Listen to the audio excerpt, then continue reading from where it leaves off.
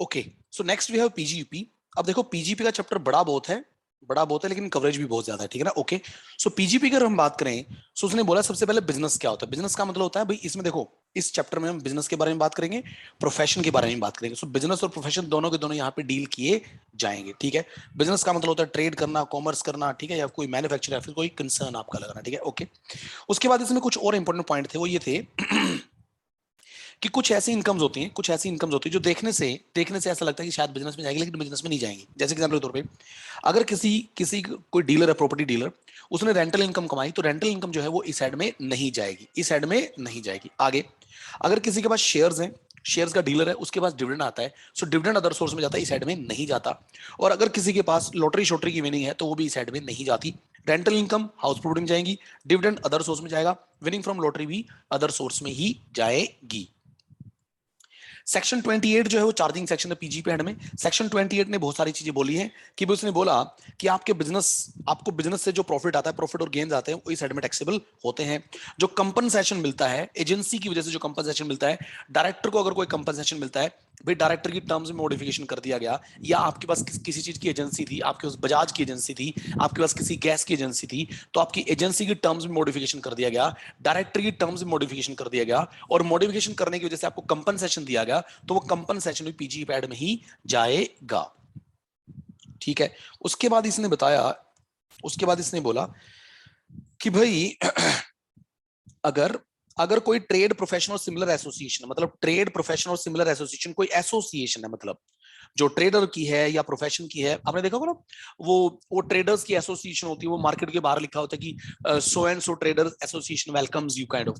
So those associations, उन association की जो जनरल इनकम होती है ना, जो उनके पास जो आते हैं, उनके पास मेंबरशिप फीस आती है, तो वो तो टैक्सेबल नहीं होती। लेकिन अगर उनकी कोई स्पेसिफिक इनकम है, कोई स्पेसिफिक इनकम, तो उनकी स्पेसिफिक इनकम टैक्सेबल होती है इसी हेड में, ठीक है ना। ओके, उसके बाद आपको एक्सपोर्ट के जो इंसेंटिव्स मिलते हैं, गवर्नमेंट से आपको एक्सपोर्ट करने की वजह से कुछ इंसेंटिव्स मिलते हैं, राइट। सो गवर्नमेंट से आपको जितने भी एक्सपोर्ट इंसेंटिव्स मिलेंगे, वो भी इसी हेड में टैक्सेबल होंगे, ठीक है। उसके बाद उसने बोला कि भाई जो पार्टनर होता है, पार्टनर है ना, पार्टनर, अब ध्यान से देख रहा, पार्टनर की टैक्सेबिलिटी कहां पे होती है, पीजीपी हेड में। फर्म की टैक्सेबिलिटी कहां पे होती है, पीजीपी हेड में। दोनों की टैक्सेबिलिटी इसी हेड में होती है। इसको हम आगे चल के 40B में डिटेल में करेंगे, लेकिन अभी उसने एक बात बोली है कि भाई पार्टनर को जो इंटरेस्ट मिलेगा, सैलरी मिलेगी, बोनस मिलेगा, है ना, फ्रॉम फर्म लिमिट तक जो मिलेगा, वो अमाउंट जो है वो उसके हाथ में। उसने बोला if such amount exceed set limit the excess amount will not be taxable. उसने बोला पार्टनर को जो भी अपनी फर्म से मिलता है ना, वो उस पार्टनर के हाथ में इसी हेड में टैक्सेबल होता है। सो पार्टनर को जो भी मिलता है फर्म से, वो इसी हेड में टैक्सेबल होता है। लेकिन सुनो, पार्टनर के प्रॉफिट शेयर को छोड़ के, क्योंकि प्रॉफिट शेयर हमने पहले चैप्टर में किया था, प्रॉफिट शेयर एग्जाम्ड होता है, क्योंकि प्रॉफिट शेयर के ऊपर फर्म ऑलरेडी टैक्स दे देती है। सो पार्टनर को अपनी फर्म से जो भी मिलेगा, लेकिन प्रॉफिट शेयर को छोड़ के, वो यहां पे टैक्सेबल हो जाएगा, वो यहां पे टैक्सेबल हो जाएगा। लेकिन सुनो, एक लिमिट तक पार्टनर टैक्स देता है, और लिमिट से ऊपर अगर पेमेंट आई है, तो वो पेमेंट पार्टनर के हाथ में टैक्सेबल नहीं होती, ठीक है। कीमैन इंश्योरेंस पॉलिसी का पैसा अगर कंपनी को वापस मिल जाता है, तो कंपनी के हाथ में कीमैन इंश्योरेंस पॉलिसी का पैसा पीजीपी में टैक्सेबल होता है। अब कीमैन इंश्योरेंस पॉलिसी का पैसा जो है, वो कैसे कैसे कहां कहां जा सकता है, सुनो। कीमैन इंश्योरेंस पॉलिसी का पैसा अगर कंपनी को मिल गया, तो कंपनी के हाथ में पीजीपी में टैक्सेबल। अगर वो उस की मैन को मिल गया, मतलब उस इंप्लॉय को मिल गया, तो उस इंप्लॉय के हाथ में सैलरी हेड में टैक्सेबल। अगर उसके परिवार को मिल गया, लेट्स से कीमैन की डेथ होगी, राइट, सो उसके बाद उसकी फैमिली को मिलेगा, तो फैमिली के हाथ में अदर सोर्स में से। सो ध्यान रखना है, कीमैन इंश्योरेंस की पहले अगर कंपनी को मिलेगा, कंपनी के हाथ में टैक्सेबल। इंप्लॉय को मिलेगा, इंप्लॉय के हाथ में टैक्सेबल। फैमिली को मिलेगा, फैमिली के हाथ में टैक्सेबल। कंपनी को मिलेगा तो पीजी पेड में टैक्सेबल। इंप्लॉय को मिलेगा तो सैलरी हेड में टैक्सेबल। परिवार को मिलेगा तो अदर सोर्स हेड में टैक्सेबल, ठीक है ना। ओके, सो हम यहाँ पे बात करें कि अगर वो कंपनी को वापस मिल जाए, तो अगर अगर आपको किसी से कोई कोई कंपनसेशन मिला है, और उसने आपको बोला कि आप ना ये वाला बिजनेस मत करो, या आप किसी का know how, patent, copyright etcetera share मत करो, मतलब आपको किसी ने कंपनसेशन दिया, सिर्फ एग्जांपल आपके पास लेट्स से पिज्जा हट का आपके पास क्या था, दैट फ्रेंचाइजी थी। सो आपकी पड़ोस में एक दुकान थी, वो आपको ये बोलता है कि आप मेरे से 5 करोड़ रुपए ले लो, और ये पिज्जा हट की फ्रेंचाइजी आप गिव अप कर दो, मतलब आप इसे यूज मत करो, या इसे 2 साल तक यूज मत करो, और आपके वो 5 करोड़ रुपए उसने दे दिए, तो वो जो 5 करोड़ रुपए आपको मिले, वो पीजीपी एड में टैक्सेबल होगा। कहां पे टैक्सेबल होगा, पीजीपी एड में, ठीक है जी। उसके बाद अब सुनो, स्पेक्युलेटिव ट्रांजेक्शन। पीजीपी हेड के अंदर स्पेकुलेशन बिजनेस भी होता है, मतलब नॉर्मल बिजनेस भी होता है, स्पेकुलेशन बिजनेस भी होता है, आगे चल के हम करेंगे स्पेसिफाइड बिजनेस भी होता है, ठीक है ना, और एक owning and maintaining race horses का बिजनेस भी होता है, यानी कि रेस के घोड़े के रख रखाव का बिजनेस। सो पीजीपी हेड को मेनली हम 4 कैटेगरी में बांट देंगे, normal business, speculative business, specified business 35 AD वाला, ठीक है ना, और owning and maintaining race horses, ठीक है। सो स्पेक्युलेटिव बिजनेस होता क्या है? स्पेक्युलेटिव बिजनेस होता है एक किस्म से सट्टा, ठीक है, लेकिन किसको हम मानेंगे स्पेक्युलेटिव बिजनेस? उसने बोला कि अगर ये सारी कंडीशन पूरी हो जाएगी तो स्पेक्युलेटिव बिजनेस मान लेंगे। उसने बोला कि कोई कॉन्ट्रैक्ट हुआ cell purchase of stock shares और कमोडिटी का, वो कॉन्ट्रैक्ट सेटल भी हुआ लेकिन फिजिकल डिलीवरी नहीं हुई, अगर तीनों कंडीशन पूरी हुई, कॉन्ट्रैक्ट हुआ, सेटल हुआ लेकिन फिजिकल डिलीवरी नहीं हुई, तो उसको हम क्या मान लेंगे? स्पेक्युलेशन। और स्पेक्युलेशन के बिजनेस को अलग ट्रीट किया जाता है, अलग ट्रीट किया जाता है, ठीक है। सो जो इंट्राडे ट्रांजैक्शन हम करते हैं शेयर मार्केट में वो स्पेक्युलेटिव ही होती है, ठीक है ना, क्योंकि हम उसमें डिलीवरी नहीं लेते, ठीक है। ब्रीच ऑफ कॉन्ट्रैक्ट जो होते हैं, आपने किसी के साथ कोई कॉन्ट्रैक्ट किया और आपने उसको ब्रीच कर दिया तो उसको स्पेकुलेशन नहीं माना जाता, ठीक है ना, ओके। इसकी कुछ एक्सेप्शंस भी थी, हालांकि एक्सेप्शंस क्या थी? उसने बोला अगर आप हेजिंग करते हो, क्या करते हो? हेजिंग करते हो against price fluctuation, material raw material के लिए आपने हेजिंग किया है, आपने स्टॉक शेयर्स के लिए हेजिंग किया है, आपने फॉरवर्ड कॉन्ट्रैक्ट्स किए हैं फॉरवर्ड मार्केट में जाके, या फिर आपने क्या किया है, आपके पास है डेरिवेटिव्स, आपके पास डेरिवेटिव्स हैं किस चीज के? डेरिवेटिव्स हैं आपके पास स्टॉक एक्सचेंज के, या आपके पास डेरिवेटिव्स कमोडिटी के। तो ये जो चीजें होती है इसके अंदर भी फिजिकल डिलीवरी नहीं होती, लेकिन गवर्नमेंट इनको नॉर्मल बिजनेस मान के चलती है, नॉर्मल बिजनेस मान के चलती है गवर्नमेंट, ठीक है ना, ओके। उसके बाद इस साइड में बहुत सारी डिडक्शंस है, डिडक्शन, बहुत सारे डिडक्शन इस साइड में, सबसे ज्यादा डिडक्शंस, ठीक है जी, ध्यान से सुनना। पीजीपी हेड में डिडक्शंस के ऊपर फोकस इसलिए है क्योंकि 30 से लेकर 37 सारी डिडक्शंस में से बहुत सारी चीजें पूछी जाती है। अब डिडक्शंस की अगर बात करें, सबसे पहले डिडक्शन उसने देखी बिल्डिंग की। उसने बोला कि भाई बिल्डिंग के सारे खर्चों की रिडक्शन मिलती है, बिल्डिंग के सारे खर्चों की रिडक्शन मिलती है। अगर बिल्डिंग का डेप्शन है तो डेप्शन की रिडक्शन मिलेगी जाके सेक्शन 32 में, बिल्डिंग का खरीदना है तो उसकी रिडक्शन मिलती नहीं क्योंकि वो तो कैपिटल नेचर का होता है। बाकी बिल्डिंग के जितने भी खर्चे सबकी रिडक्शन मिल जाएगी, ठीक है। तो रेंट की रिडक्शन किसको मिलेगी? किराएदार को, करेक्ट है ना। उसके बाद करंट रिपेयर की रिडक्शन किसको मिलेगी? ओनर को। कोई और रिपेयर है उसकी रिडक्शन मिलेगी टेनेंट को, ठीक है ना। और ध्यान से सुनना, अगर अगर रिपेयर कैपिटल नेचर की है, से फॉर एग्जांपल आपके आपके पास एक बिल्डिंग थी, आपने बिल्डिंग के ऊपर एडिशनल फ्लोर बना लिया, किराएदार ने बना लिया, किराएदार ने, सो किराएदार को एडिशनल फ्लोर का डीम्ड ओनर माना जाएगा और उस एडिशनल फ्लोर के ऊपर किराएदार को ही डेप्रिसिएशन की रिडक्शन मिलेगी, उसको हम बोलते हैं डीम्ड ओनरशिप। अगर आपके पास किराए की बिल्डिंग थी, किराए की बिल्डिंग के ऊपर आपने कैपिटल नेचर का खर्चा कर दिया तो आपको उसका ओनर माना जाएगा and therefore you would be eligible to claim depreciation thereon, ठीक है। उसके बाद है सेक्शन 31, ऊपर 30 थी बिल्डिंग के खर्चे, नीचे है प्लांट और मशीनरी फर्नीचर के खर्चे, सेम बिल्कुल वही। उसने बोला प्लांट मशीनरी फर्नीचर के आपके जितने भी खर्चे होते हैं, लेकिन डेप्शन को छोड़ के क्योंकि 32 में आएगी, खरीदने को छोड़ के क्योंकि वो कैपिटल नेचर होता है, उनकी रिडक्शन तो नहीं मिलती दोनों की, नहीं कैपिटल नेचर की रिडक्शन नहीं मिलती और डेप्शन अलग से कवर्ड है, तो वो दोनों यहाँ पे नहीं दे रखे, राइट, ओके। सो फिर क्या खर्चे बनेंगे? सर प्लांट और मशीनरी किराए पे ले रखा है तो किराए का खर्चा है, उसकी रिपेयर मेंटेनेंस करवाइए, सो रिपेयर मेंटेनेंस खर्चा है। सो 31 बोलता है प्लांट मशीनरी फर्नीचर के सारे खर्चों की रिडक्शन मिल जाएगी, ठीक है जी, कोई दिक्कत नहीं है। अब आगे चलते हैं। अब आगे डेप्रिशिएशन की रिडक्शन, डेप्रिशिएशन सबसे इंपॉर्टेंट। डेप्रिशिएशन की रिडक्शन के लिए उसने बोला डेप्रिशिएशन क्या होती है? अगर हमारे पास कोई प्लांट मशीनरी वगैरह है या फिर कोई बिल्डिंग है, हम उसे अपने बिजनेस में यूज कर रहे हैं, तो कहीं ना कहीं एक ऐसा टाइम आएगा जब वो पुरानी हो जाएगी, मशीन पुरानी हो जाएगी, बदलनी पड़ेगी, बिल्डिंग पुरानी हो जाएगी, दोबारा बनानी पड़ेगी, समझ रहे हो ना। सो धीरे धीरे धीरे धीरे करके क्या हो जाएंगी? वो पुरानी हो जाएगी। सो पुरानी कैसे हुई? क्योंकि वो डेप्रीशिएट हो गई। क्या हो गई? Depreciate. And therefore government depreciation की हमें क्या देती है? डिडक्शन देती है, ठीक है जी। तो डिडक्शन जो मिलती है डेप्शन की, वो मिलती है सेक्शन 32 में। किसमें मिलती है? सेक्शन 32। असेट्स को दो कैटेगरी में बांटा गया, टेंजिबल और intangible. Tangible assets, intangible asset. Intangible assets में से एक चीज स्पेसिफिकली अभी हुई है, उसने बोला गुडविल जो है ना, गुडविल, गुडविल को हम असेट नहीं मान के चलेंगे, गुडविल इंटेंजिबल असेट नहीं मानी जाएगी एंड देयरफॉर गुडविल के ऊपर डेप्रिशिएशन की रिडक्शन नहीं मिलेगी, गुडविल के ऊपर डेप्रिशिएशन की रिडक्शन नहीं मिलेगी, not being goodwill of business और प्रोफेशन, ठीक है जी। सो टेंजिबल असेट्स और इंटेंजिबल असेट्स। अच्छा सुनो, लैंड के ऊपर डेप्रिसिएशन नहीं मिलती क्योंकि लैंड जो होती है वो डेप्रिशिएट नहीं होती। सो लैंड के ऊपर नो डेप्रिसिएशन, बिल्डिंग के ऊपर सॉरी गुडविल के ऊपर नो डेप्रिसिएशन, याद रहेगा ना, लैंड और गुडविल के ऊपर डेप्रिसिएशन नहीं आएगी, ठीक है ना, ओके। उसके बाद अगर आपके पास कोई वेबसाइट है तो वेबसाइट के ऊपर आप डेप्रिसिएशन क्लेम कर सकते हो as held in case of Make My Trip India. Make My Trip के केस में पाया गया कि अगर आपके पास कोई वेबसाइट है तो वेबसाइट के ऊपर आप डेप्रिसिएशन क्लेम कर सकते हो, आपको अलाउ हो जाएगी। डेप्रिसिएशन के दो मेथड होते हैं, डब्ल्यूडीवी और एसएलएम। डब्ल्यूडीवी मेथड फॉलो होता है इनकम टैक्स में mainly, straight line method follow होता है जहां पे जहां पे वो कंपनी जो है वो एंगेज है किसमें, पावर सेक्टर में। पावर सेक्टर की कंपनियों में एसएलएम मेथड होता है, बाकी सब में डब्ल्यूडीवी मेथड होता है। एसएलएम मेथड कैसे काम करता है, डब्ल्यूडीवी मेथड कैसे काम करता है, वो बच्चों वाली चीजें वो आपको आती है पहले से ही, ठीक है। डेप्शन क्लेम करने के लिए क्या क्या कंडीशंस है, उसने बोला कंडीशन ये है, असस्सी ओनर होना चाहिए, बहुत इंपॉर्टेंट है, सबसे इंपॉर्टेंट है, असस्सी उसका ओनर होना चाहिए। एक बात है ना, अगर हम कोई एसेट किराए पे लेके आए तो क्या हमें डेप्शन की डिडक्शन मिल सकती है, नहीं, हम तो किराएदार हो गए ना उस केस में। ओनर को मिलती है, किसको मिलती है, ओनर, पहली बात। दूसरी बात, वो उसे अपने बिजनेस और प्रोफेशन में यूज करेगा, ठीक है। प्रीवियस ईयर में उसे यूज करेगा, बिजनेस और प्रोफेशन में यूज करेगा, घर में यूज करेगा तो डेप्शन की डिडक्शन मिलेगी, बिजनेस और प्रोफेशन में यूज करेगा। अगर वो कुछ घर में कुछ बिजनेस में यूज करेगा तो प्रोपोर्शनेट हो जाएगा, क्या हो जाएगा, प्रोपोर्शनेट, ठीक है जी। प्रीवियस ईयर में उसे यूज करेगा और डब्ल्यूडीवी ब्लॉक ऑफ एसेट के हिसाब से उसको डेप्शन की डिडक्शन मिल पाएगी। ब्लॉक ऑफ एसेट बनाने पड़ेंगे, क्या बनाने पड़ेंगे, ब्लॉक्स बनाने पड़ेंगे, ठीक है जी। आगे इसने बताया आगे इसने बोला एक प्रोविजो ये बोलता है, देखो इस प्रोविजो के बारे में मैंने कहीं ना कहीं तो कुछ कोई तो चार्ट बनाया होगा इसको लेके,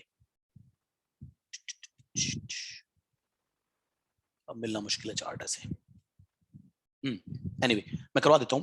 वो ये बोलता है कि देखो भाई क्या होता है, आपने जिस साल में एसेट को खरीदा है, शायद नीचे है, ये रहा ना, देखो डेप्शन के 3 केस होते हैं इनकम टैक्स में।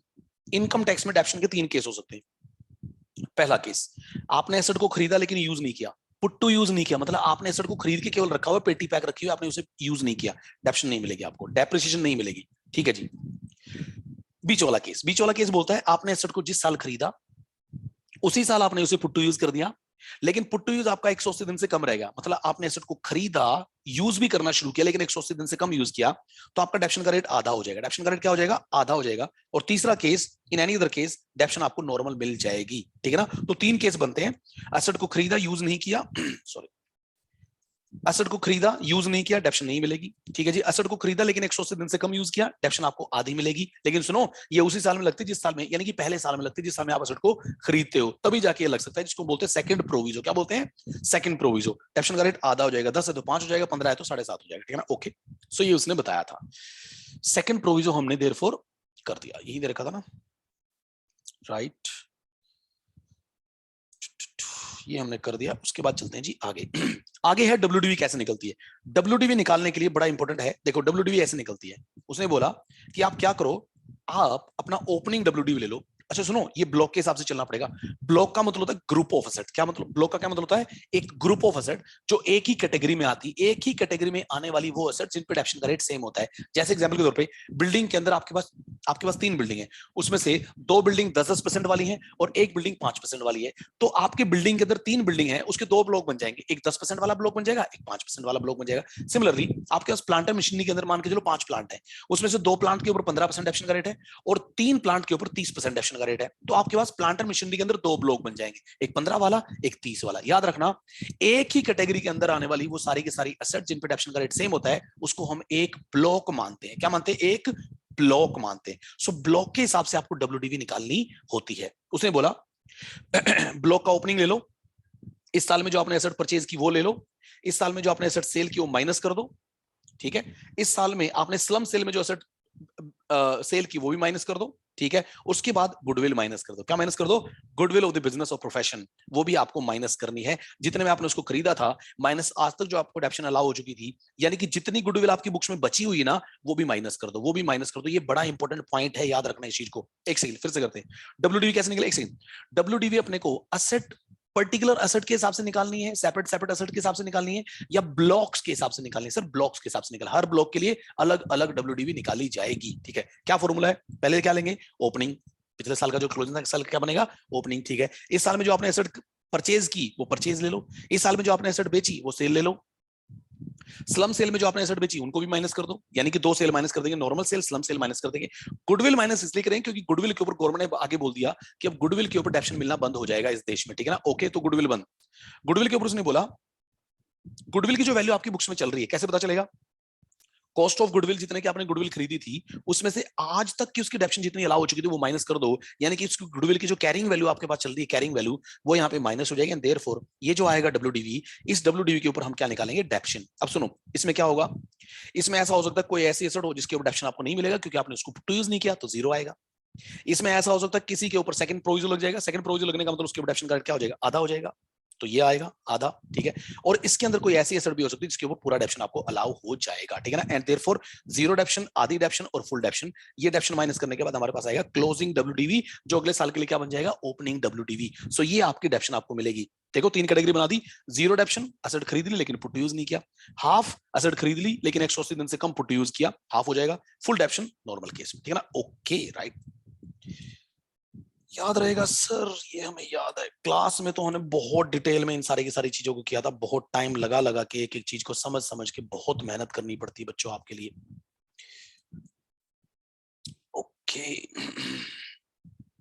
एग्जांपल्स हमने किए थे क्लास में।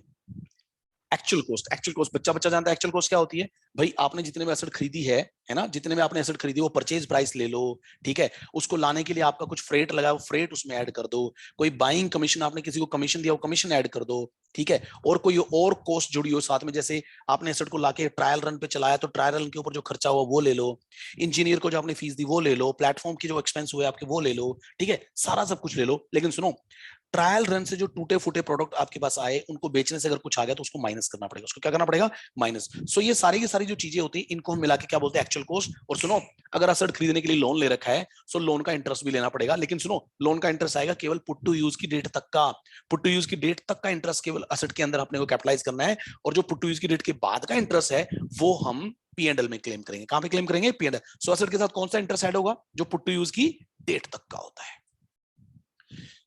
ठीक है। उसके बाद हम ये दो एक्सप्लेनेशंस नहीं कर रहे, इससे हम आगे बढ़ते हैं। कैपिटल गेन कैसे कैलकुलेट होता है ये अपने को पता ही है। इसमें दो केस बनते हैं जी। दो केस कौन से बनते हैं, देखो, या तो आपने पूरा ब्लॉक बेच दिया होगा या फिर आपने उसमें से कुछ एसेट बेच, अच्छा बना रखा है, बना रखा, सारी चीजों के चार्ट बना रखे हैं, ठीक है। बहुत डिटेल में डिस्कशन होता है क्लास में, ऐसा नहीं होता। देखो जी, या तो आपने पूरा ब्लॉक बेच दिया होगा या फिर आपने उसमें से कुछ एसेट बेची होंगी। अगर आपने पूरा ब्लॉक बेच दिया तो दो केस बनेंगे। क्या दो केस बनेंगे भाई, या तो आपने महंगा बेचा होगा, मतलब कुछ ऐसे कि सेल प्राइस आपका ज्यादा है, sale price of the entire block जो आपने बेचा, आपने महंगा बेचा, आपकी उसकी वैल्यू कम थी लेकिन आपने महंगा बेच दिया तो फायदा हो गया। फायदा हो गया तो उसको बोलेंगे शॉर्ट टर्म कैपिटल गेन। ध्यान से सुनना, डेप्शन एसेट्स को बेचने, डेप्रिशिएबल एसेट्स को बेचने से जो भी गेन होता है उसको शॉर्ट टर्म माना जाता है हमेशा, चाहे वो कितनी ही पुरानी एसेट क्यों ना हो। इसकी रीजनिंग मैंने क्लास में बता रखी थी, ओके, यहाँ पे टाइम नहीं लगाएंगे उसके ऊपर। ओके, अब पूरा ही ब्लॉक जब आपने बेच दिया तो उसके ऊपर डेप्शन नहीं आएगी।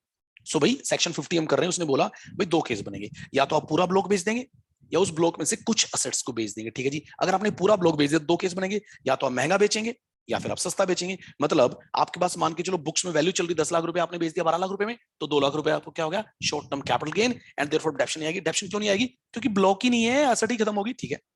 अगला केस, आपके पास बुक्स में एसेट चल रही 10 लाख रुपए की, आपने एसेट्स को बेच दिया 7 लाख में, नुकसान हो गया, नुकसान हो गया कितने का, 3 लाख का। शॉर्ट टर्म कैपिटल लॉस मानेंगे, क्या मानेंगे, शॉर्ट टर्म कैपिटल। डेप्शन नहीं आएगी, क्यों नहीं आएगी, क्योंकि बुक्स में हमारे पास डेप्शन है ही नहीं, अब डेप्शेबल एसेट है ही नहीं, खत्म हो गई, हमने तो सारी बेच दी।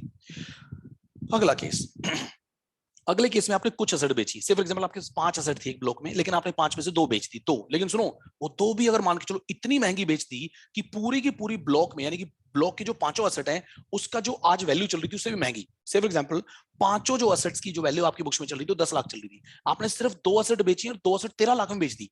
अब देखो ना क्या हो गया, आपने 13 लाख में 2 एसेट बेच दी, 3 एसेट अभी भी आपके पास चल रही हैं, लेकिन उनकी जो 10 लाख वैल्यू थी वो तो रिकवर होगी। अरे 2 ही एसेट आपने 13 लाख में बेच दी, आपके घर पे तो 13 लाख रुपए आ गए ना, राइट। सो आपको 3 लाख रुपए का फिर से क्या हो गया, कैपिटल गेन हो गया। अब सुनो, डेप्शन कैलकुलेट नहीं कर पाएंगे, क्यों सर, डेप्शन तो आनी चाहिए ना, हमारे पास एसेट तो 3 चल रही है ना। अरे 3 एसेट तो चल रही है लेकिन उनकी वैल्यू तो नील हो गई।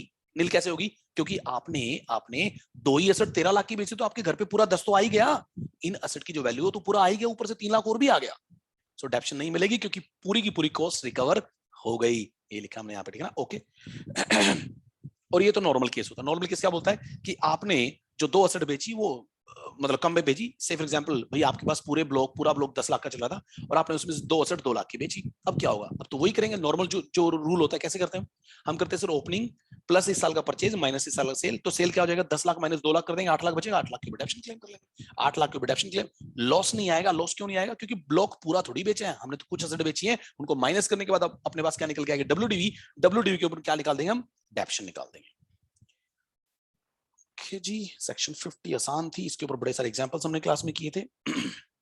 वो बेटा रेट्स ऑफ डेप्रिशिएशन, डेप्शन के रेट एक बार देख लेते हैं फटाफट से। डेप्शन के रेट क्या है, देखो जी, बिल्डिंग अच्छा सुनो, ये कैटेगरी होती है, कैटेगरी बिल्डिंग एक कैटेगरी है, फर्नीचर फिटिंग्स एक कैटेगरी है, प्लांट एंड मशीनरी एक कैटेगरी, और लास्ट में इंटेंजिबल एसेट्स एक कैटेगरी, ठीक है ना। अपने पास 4 कैटेगरी होती है, ठीक है। बिल्डिंग, बिल्डिंग के अंदर अगर रेजिडेंशियल बिल्डिंग है तो 5% ऑप्शन का रेट होता है, रेजिडेंशियल बिल्डिंग है। लेकिन सुनो, रेजिडेंशियल में होटल्स और बोर्डिंग हाउसेस को छोड़ के, क्योंकि उनके ऊपर 10 होता है, ठीक है। बाकी जो बिल्डिंग होती है कमर्शियल बिल्डिंग, उसके ऊपर 10% होता है, और जो टेम्परेरी बिल्डिंग्स होती है, टेम्परेरी स्ट्रक्चर होता है, उसमें 40% ऑप्शन रेट होता है, ठीक है जी। फर्नीचर एंड फिटिंग्स के ऊपर 10% ऑप्शन का रेट होता है, वैसे आपको दिया होगा पेपर में, आपको दिया होगा ऑप्शन का रेट, ठीक है ना। ओके, फिर भी एक बार देख लेते हैं। प्लांटर मशीनरी में जनरल रेट 15% होता है, मोटर कार्स में 30% होता है। ये बीच में कुछ दिन के लिए आए थे डेप्शन के नए रेट, ये छोड़ देते हैं।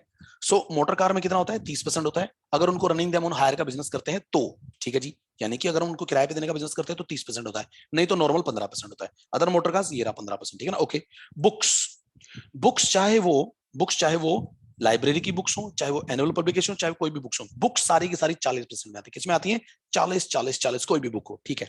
उसके बाद है शिप, शिप जो होते हैं, शिप के केस में 20% होता है। एरोप्लेन जो होते हैं उसमें 40% होता है। कंप्यूटर सॉफ्टवेयर 40 होता है कंप्यूटर पे, और कंप्यूटर सॉफ्टवेयर में 40 होता है। पॉल्यूशन कंट्रोल इक्विपमेंट में 40 होता है, और सारी इंटेंजिबल एसेट्स में 25% रेट होता है। इसका मतलब ज्यादातर जगह पे आपको 40 देगा, ठीक है। बुक्स पे कितना होता है, 40, ठीक है। शिप पे कितना होता है, 20, aeroplane 40, computer 40, software 40, pollution control equipment 40, intangible assets 25, ठीक है। डेप्शन क्लेम करना मैंडेटरी होता है, डेप्शन क्लेम करना मैंडेटरी होता है, ठीक है जी। उसके बाद एक चीज और, अगर आपने बिल्डिंग के साथ में लैंड भी खरीदी है, कई बार ऐसा होता है ना कि हम पूरा का पूरा पूरी बिल्डिंग जब खरीदते तो लैंड भी खरीदते हैं। सो लैंड और बिल्डिंग इकट्ठी खरीदी है, और आपको ये नहीं पता कि उसमें लैंड का प्राइस कितना है और बिल्डिंग का प्राइस कितना है, मतलब आपके पास प्राइस का ब्रेकअप अवेलेबल नहीं है। तो राजेश एक्सपोर्ट के केस में सुप्रीम कोर्ट ने ये बोला था कि पूरी की पूरी अमाउंट जो भी आपने पे की है लैंड और बिल्डिंग दोनों के लिए, पूरी अमाउंट के ऊपर आप डेप्शन क्लेम कर सकते हो। लेकिन हाँ, अगर आपके पास प्राइसेस अलग अलग अवेलेबल हैं कि लैंड इतने की है, बिल्डिंग इतने की है, तो आप डेप्शन केवल बिल्डिंग पे क्लेम कर पाओगे, क्योंकि हमने बात की थी लैंड के ऊपर डेप्शन क्लेम नहीं किया जाता। राइट सर, एग्जांपल्स नहीं कर रहे। हाँ, फिफ्थ प्रोविजो, वैसे मैं इसको छोड़ के चलूंगा यहाँ पे, फिफ्थ प्रोविजो को मैं नहीं करूंगा यहाँ पे, क्योंकि इट विल टेक टाइम, और टाइम ही हमारे पास नहीं है, ठीक है ना। ओके, हम करते हैं एडिशनल डेप्शन, क्योंकि मैं केवल मोटे मोटे जो इंपोर्टेंट पॉइंट्स हैं उनको टच अपॉन कर रहा हूँ, राइट। Okay, additional डेप्शन। अच्छा सुनो, एडिशनल डेप्शन केवल नए प्लांट और मशीनरी पे मिलती है। एडिशनल नाम से पता चल रहा है नॉर्मल डेप्शन से अलग मिलेगी, नॉर्मल डेप्शन से अलग मिलेगी एडिशनल डेप्शन। अब सुनो, एडिशनल डेप्शन मिलती है नया प्लांट और मशीनरी खरीदने पे, नया प्लांट और मशीनरी खरीदने पे, और ये 20% की मिलती है। कितनी मिलती है, 20% की एडिशनल डेप्शन मिलती है। ओके, लेकिन सुनो, मिलेगी केवल मैन्युफैक्चरिंग जो जो जो एसएससी मैन्युफैक्चरिंग करता है उसको मिल पाएगी, ठीक है ना। ओके, हालांकि उसने एक बात और बोली थी कि अगर कोई एसएससी क्या करता है, ट्रांसमिशन और जनरेशन ऑफ पावर करता है, उसको भी मिलेगी, ठीक है। फिर 2015 से 2020 के बीच में, 2015 से 2020 के बीच में ये कुछ पीरियड आया था, उस पीरियड के लिए कुछ स्टेट्स में 35% भी थी ये एडिशनल डेप्शन। वैसे नॉर्मल 20% होती है, लेकिन कुछ स्टेट्स में, बैकवर्ड स्टेट्स में 35% थी, और वो कौन सी स्टेट है उसने बोला, आंध्र प्रदेश है, बिहार है, तेलंगाना है, वेस्ट बंगाल है। इनके केसेस में 15 से 20 के बीच में अगर असेट खरीदी गई थी तो उसमें 20 की बजाय 35 हो जाएगी, 20 की बजाय कितनी हो जाएगी, 35, ठीक है जी। अब सुनो, दो, इसका मतलब डेप्शन दो होती है, एक होती है नॉर्मल डेप्शन, एक होती एडिशनल डेप्शन, राइट। सो नॉर्मल डेप्शन तो हम देखेंगे उसके हिसाब से, जो हम शेड्यूल करके आए उसके हिसाब से डेप्शन का रेट क्या बनेगा, लेकिन एडिशनल का रेट या तो होगा 20 या फिर होगा 35, ठीक है। अब सुनो, लेकिन एडिशनल डेप्शन जो है ना, वो ऐसा नहीं है कि आपको हमेशा मिलती रहेगी। देखो, नॉर्मल डेप्शन तो हमेशा मिलती रहेगी, लेकिन एडिशनल डेप्शन जो है ना, वो आपको मिलेगी केवल पहले साल मिलेगी। लेकिन सुनो, अगर पहले साल सेकंड प्रोविजो लगने की वजह से आपके ऊपर डेप्शन का रेट आधा हो रहा है, तो इस एडिशनल का रेट भी आधा हो जाएगा, लेकिन बाकी आधी एडिशनल आपको अगले साल मिल जाएगी। सो इसका मतलब हम ये बोल सकते हैं, सेकंड प्रोविजो लगने की वजह से नॉर्मल डेप्शन का रेट भी आधा हो जाता है और एडिशनल का रेट भी आधा हो जाता है, लेकिन जो एडिशनल का आधा हो गया वो बाकी आधा आपको अगले साल मिल जाएगा, ठीक है। एडिशनल डेप्शन नहीं मिलती अगर प्लांट और मशीनरी पुराना है, तो उसके ऊपर नहीं मिलती। एडिशनल डेप्शन नहीं मिलती जो आपने ऑफिस में इंस्टॉल जो आपने प्लांटर मशीनरी ऑफिस में लगा दिया, उसके ऊपर नहीं मिलती, ठीक है। ऑफिस अप्लायंसेस पे नहीं मिलती। अगर आपको उसके ऊपर कहीं पे डिडक्शन मिल चुकी है, उसके ऊपर भी आपको डिडक्शन नहीं मिलती। शिप और एयरक्राफ्ट के ऊपर भी डिडक्शन नहीं मिलती, और रोड ट्रांसपोर्ट व्हीकल के ऊपर भी एडिशनल नहीं मिलती। सो देखो जी, क्या क्या उसने हटा दिया। उसने बोला रोड ट्रांसपोर्ट व्हीकल पे नहीं मिलती, शिप पे नहीं मिलती, एयरक्राफ्ट पे नहीं मिलती, बड़ी चीजें ना ये, उस पर गवर्नमेंट नहीं देती, ठीक है ना, छोटी मोटी चीजों पे देती है, ठीक है। पुराने प्लांटर मशीनरी पे नहीं देती क्योंकि नए पे मिलती है। गेस्ट हाउस में और ऑफिस में अगर आपने उसको लगा दिया तो भी नहीं मिलेगी, ऑफिस अप्लायंसेस आपने खरीदे उसके ऊपर भी नहीं मिलेगी, और आपको आपको उस एसेट के ऊपर कहीं और 100% डिडक्शन मिल गई तो भी फिर आपको एडिशनल डिडक्शन नहीं मिल पाएगी, ठीक है ना। एडिशनल नाम से पता चल रहा है, नॉर्मल से एडिशनल, मतलब नॉर्मल भी मिलेगी, एडिशनल भी मिलेगी, ठीक है। बताना, आपने पुराना प्लांटेशन मशीन खरीदा, पुराने प्लांट पे आपको क्या मिलेगा, नॉर्मल मिलेगी, एडिशनल तो नहीं मिलेगी ना। मैं कह रहा हूं नया खरीदा है सर, नॉर्मल भी मिलेगी एडिशनल भी मिलेगी। सुनो, एडिशनल केवल पहले साल, केवल पहले साल, राइट सर। उसके बाद है straight line method, SLM method power sector में लगता है, ठीक है जी। स्ट्रेट लाइन मेथड जो है वो पावर सेक्टर में लगता है और किसी सेक्टर में नहीं लगता। लेकिन इसमें कुछ और पॉइंट ये है कि पावर सेक्टर की जो इंटेंजिबल एसेट्स होती है, कौन सी एसेट्स, इंटेंजिबल, उन इंटेंजिबल एसेट्स पे भी डब्ल्यूडीवी लगता है। मतलब पावर सेक्टर में वैसे एसएलएम मेथड होता है, लेकिन पावर सेक्टर की केवल टेंजिबल पे एसेट एसएलएम होता है, पावर सेक्टर की इंटेंजिबल एसेट्स पे तो डब्ल्यूडीवी मेथड ही फॉलो किया जाता है, ठीक है। एसएलएम मेथड के साथ दो नए कॉन्सेप्ट सामने आते हैं, एक होता है टर्मिनल एडप्शन, एक होता है बैलेंसिंग चार्ज। इसको एक एग्जांपल से समझा जा सकता है, जैसे एग्जांपल के तौर पे आपने एसेट खरीदी थी कोस्ट जिसके ऊपर एसएलएम मेथड लगता है, आपने वो एसेट खरीदी थी 10 लाख रुपए की, आपके ऊपर उसके ऊपर डेप्शन आज तक क्लेम कर चुके हैं, मान के चलो 7 लाख रुपए का, ठीक है। आपके पास आज एसेट की वैल्यू कितनी बची है, 3 लाख रुपए। अब देखो आपने इसे सेल कर दिया, ठीक है, सेल मान के चलते केस 1, आपने इसे सेल कर दिया जी, सेल कर दिया लेट्स से 1.5 में या 1.8 में, ऐसे करके ले लेते हैं 1.8, आपने इसे 1.8 में सेल कर दिया। गवर्नमेंट ये बोलती है आपने इसे 1.8 में सेल किया तो आपकी 3 की तो वैल्यू बची हुई थी, आपका इसमें से 1.8 माइनस करने के बाद अभी भी आपका 1.2 बचता है ना, इस 1.2 की आप हमारे से टर्मिनल डेप्शन ले लो, टर्मिनल डेप्रिसिएशन आप हमारे से ले लो इसके लिए, ठीक है। सो इसको हम बोलते हैं टर्मिनल डेप्शन। एक किस्म से आपका जो लॉस हो रहा है ना, 3 लाख की एसेट को आपने 1,80,000 में बेच दिया, तो आपको जो लॉस हो रहा है उसको गवर्नमेंट बोलती है टर्मिनल डेप्शन के तौर पर अलाउ कर देंगे। दूसरा केस आपने इस एसेट को बेच दिया, इस एसेट को आपने बेच दिया मान के चलो 8 लाख में, 8 लाख में बेच दिया। अब देखो क्या हो रहा है, 3 लाख रुपए की एसेट थी, ठीक है ना, आपने इसे 8 लाख में बेच दिया, अब 3 लाख रुपए तो खत्म ही हो गया भाई, 3 लाख रुपए की पूरी रिकवरी होगी, करेक्ट है ना। इनफैक्ट आप ऊपर चले गए, ऊपर कैसे चले गए, आपको ये गवर्नमेंट 7 लाख रुपए की डेप्शन दे चुकी थी ना, 7 लाख रुपए डेप्शन, इसमें से रिकवरी और होगी, रिकवरी तो ये बोलता है कि आपने इस 8 लाख में से 3 लाख माइनस कर दो, 8 माइनस 3 माइनस कर दिया मैंने, कितना बच गया, 5 बच गया। ये 5 जो है इसको हम बोलेंगे balancing charge. Now balancing charge क्यों, बैलेंसिंग चार्ज का मतलब ये होता है कि आपने तो 5 की रिकवरी कर ली, जो गवर्नमेंट ने आपको 7 की डेप्शन की रिडक्शन दी थी ना, आपको ये जो 5 आए गेन है भाई, 3 लाख रुपए की एसेट बची हुई थी, आपने 8 में बेच दी, फायदा हो गया ना। फायदा इसका मतलब आपने रिकवरी कर ली, जो गवर्नमेंट ने आपको कभी डिडक्शन दी थी, गवर्नमेंट अब इसके ऊपर क्या ले लेगी, आपसे टैक्स ले लेगी। So this amount is taxable, ये अमाउंट की मिलती है डिडक्शन और ये मानी जाती है इनकम। ये क्या मानी जाती है, इनकम, जिसके ऊपर क्या देना पड़ता है अपने को, टैक्स देना पड़ता है। सो बैलेंसिंग चार्ज इनकम होता है और टर्मिनल डेप्शन एक डिडक्शन होती है। ये बैलेंसिंग चार्ज और टर्मिनल डेप्शन केवल एसएलएम मेथड में ही मिलते हैं। अच्छा इसमें एक बात और है, ये जो बैलेंसिंग चार्ज है पीजीपी हेड की इनकम है, कौन से हेड की इनकम है, पीजीबीपी हेड की इनकम है। अब इसमें एक केस और भी ले लेते हैं, जैसे फॉर एग्जांपल आपने तीसरा केस, आपने सेल कर the asset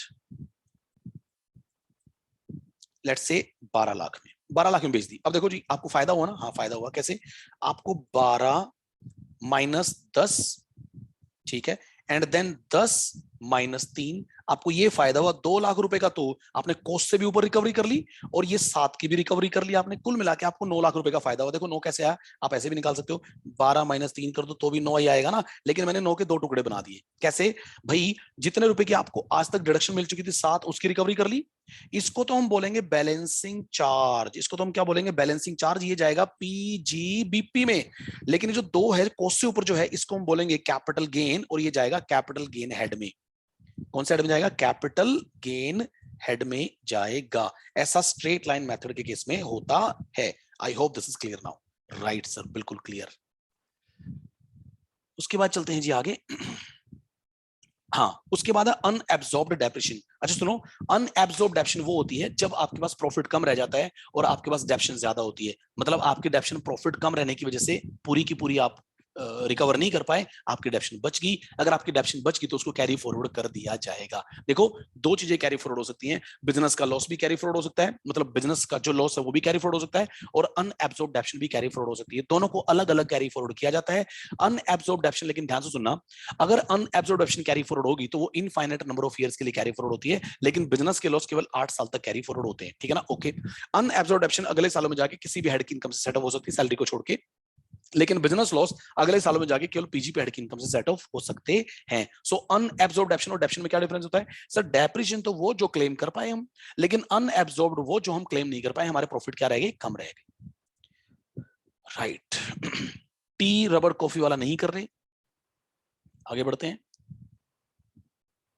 scientific research, scientific research करने के लिए अगर आपने कोई एसेट खरीद रखी, सेक्शन 35 ये बोलती है कि आपको डेप्शन मिलेगी, आपको रेवेन्यू नेचर की प्रोडक्शन मिलेगी 100%, कैपिटल नेचर की प्रोडक्शन मिलेगी 100%। देखो ध्यान से, रेवेन्यू नेचर का खर्चा किया 100% रिडक्शन, कैपिटल नेचर का खर्चा किया 100% रिडक्शन मिलेगी। सुनो, ना केवल उस साल की बल्कि पिछले सालों की भी। अगर आपने इस साल बिजनेस शुरू किया है और आप पिछले सालों से खर्चे करते आ रहे थे, बिजनेस अभी चालू नहीं हुआ था, तो पिछले सालों के जो खर्चे थे उनकी भी आपको रिडक्शन मिल जाएगी। लेकिन सुनो, पिछले ऐसा नहीं कि अगर आप 20 साल से खर्चे करो तो पूरे 20 के 20 साल की गवर्नमेंट आपको रिडक्शन दे दी। गवर्नमेंट बोलती है पिछले केवल 3 साल, पिछले केवल 3 साल। और सुनो, पिछले 3 सालों में केवल सैलरी और मटेरियल, केवल सैलरी और मटेरियल की रिडक्शन मिलेगी, बाकी किसी चीज की रिडक्शन नहीं मिलेगी। Same is with capital, capital nature में भी इस साल जो आपने कैपिटल नेचर का खर्चा किया उसकी भी आपको रिडक्शन मिल जाएगी। लेकिन सुनो, इसने बोला एक्सेप्ट एक्विजिशन ऑफ लैंड, लेकिन जमीन के खरीदने की रिडक्शन आपको नहीं मिलेगी। हालांकि जमीन का खरीदना कैपिटल नेचर होता है, लेकिन गवर्नमेंट बोलती है जमीन के खरीदने की हम रिडक्शन नहीं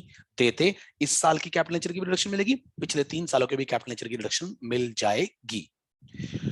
उसके बाद अगर आप क्या करते हो आपने क्या किया, आपने इन हाउस रिसर्च ना करके आपने डोनेशन दे दिया दूसरों को, आपने किसी को डोनेट कर दिया, है ना। इसका मतलब अब आपने डोनेट कर दिया। पहले आप क्या कर रहे थे? इन हाउस रिसर्च करते, अब आपने डोनेशन अगर आपने दे दिया तो डोनेशन के केस में आपको 100% डोनेशन के बराबर की रिडक्शन मिल जाएगी। आपने जितना डोनेशन दिया पूरे के पूरे अमाउंट की क्या मिल जाएगी? रिडक्शन मिल जाएगी। डोनेशन किस किस को दिया जा सकता है? साइंटिफिक रिसर्च करने के लिए डोनेशन दिया जा सकता है किसी अप्रूव्ड एसोसिएशन को, अप्रूव्ड सारे अप्रूव्ड है यहाँ पे, ठीक है ना। ओके, अप्रूव्ड एसोसिएशन को साइंटिफिक रिसर्च करने के लिए डोनेशन दिया, 100% रिडक्शन मिलेगी, ठीक है। सोशल साइंस और स्टैटिस्टिकल रिसर्च के लिए आपने डोनेशन दिया किसी अप्रूव्ड यूनिवर्सिटी वगैरह को, 100% रिडक्शन मिलेगी आपको, ठीक है। आपने किसी नेशनल लेबोरेटरी आईआईटी वगैरह को डोनेशन दिया फॉर साइंटिफिक रिसर्च प्रोग्राम बनाने के लिए, तो भी आपको 100% रिडक्शन मिलेगी, 100% रिडक्शन मिल जाएगी, ठीक है ना। ओके,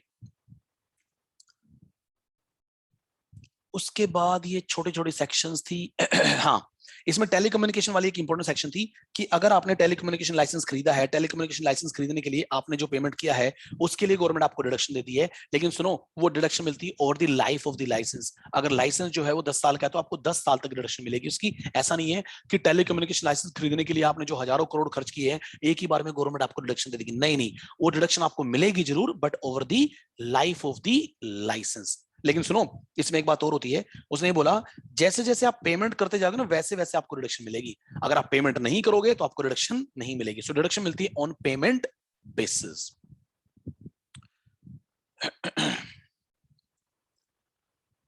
उसके बाद है 35 एडी, ये इंपॉर्टेंट था। 35 एडी के जो बिजनेस होते हैं, गवर्नमेंट बोलती है 35 एडी के बिजनेस को हम अलग बिजनेस मान के चलेंगे। पहली बात तो ठीक है, एक बात। दूसरी बात वो ये बोलता है कि जो 35 एडी का बिजनेस होता है उसमें आप कैपिटल नेचर का जितना भी खर्चा करोगे सारे की हम आपको रिडक्शन दे देंगे। जैसे अभी हम साइंटिफिक रिसर्च के लिए कैपिटल नेचर की रिडक्शन ले रहे थे ना, ऐसे 35 एडी में भी कैपिटल नेचर की क्या मिल जाएगी? रिडक्शन।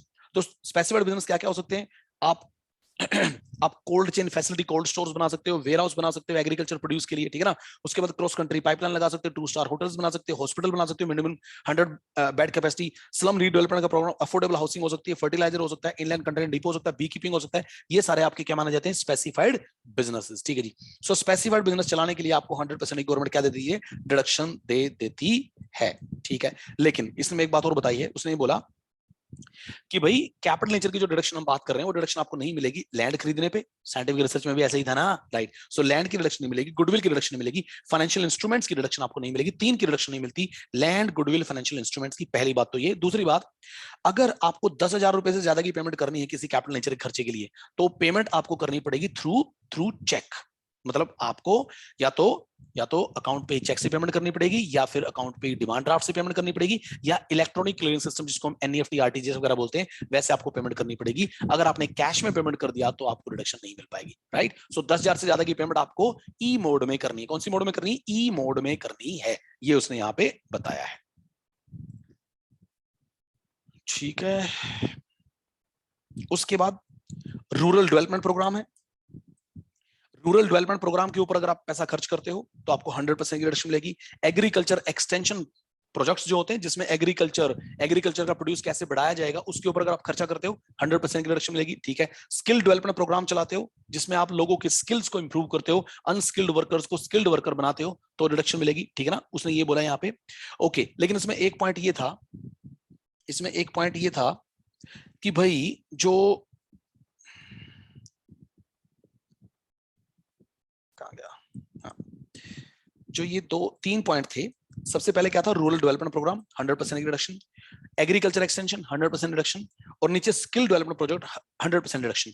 इसमें से जो लास्ट वाला पॉइंट है ये केवल कंपनी को मिलती है, ये रिडक्शन केवल कंपनी को मिलती है, ठीक है ना, ओके। लेकिन रिडक्शन कितनी मिलेगी? जितना पैसा खर्च किया 100%, जितना पैसा खर्च किया उसका 100%, जितना पैसा खर्च किया उसका 100% की रिडक्शन आपको मिल जाएगी। उसके बाद था 35D preliminary expenses. Preliminary expenses जो होते हैं, यानी कि जो बिजनेस के शुरू होने से पहले हम खर्चा करते हैं, प्रीलिमिनरी एक्सपेंसेस की हमें क्या मिल जाती है? रिडक्शन मिल जाती है, ठीक है जी। ये रिडक्शन मिलती है केवल रेजिडेंट्स को। रिडक्शन किसको मिलती है? केवल रेजिडेंट्स को, ठीक है। खर्चा नॉर्मल बिजनेस शुरू होने से पहले किया जाता है। अब खर्चा क्या क्या होता है? देखो, खर्चा होता है इंजीनियरिंग सर्विस, ये एलिजिबल खर्चा माना जाएगा, मतलब इसको हम प्रीलिमिनरी एक्सपेंसेस मान के चलेंगे। फिजिबिलिटी रिपोर्ट, प्रोजेक्ट रिपोर्ट बनवाई है, ठीक है, सर्वे करवाया है, ठीक है। लीगल चार्जेस पे किए फॉर ड्राफ्टिंग एनी एग्रीमेंट, ठीक है। कंपनी खर्चा करती है क्या? मेमोरेंडम छपवाती है, आर्टिकल्स छपवाती है, उसके लिए खर्चा करती है।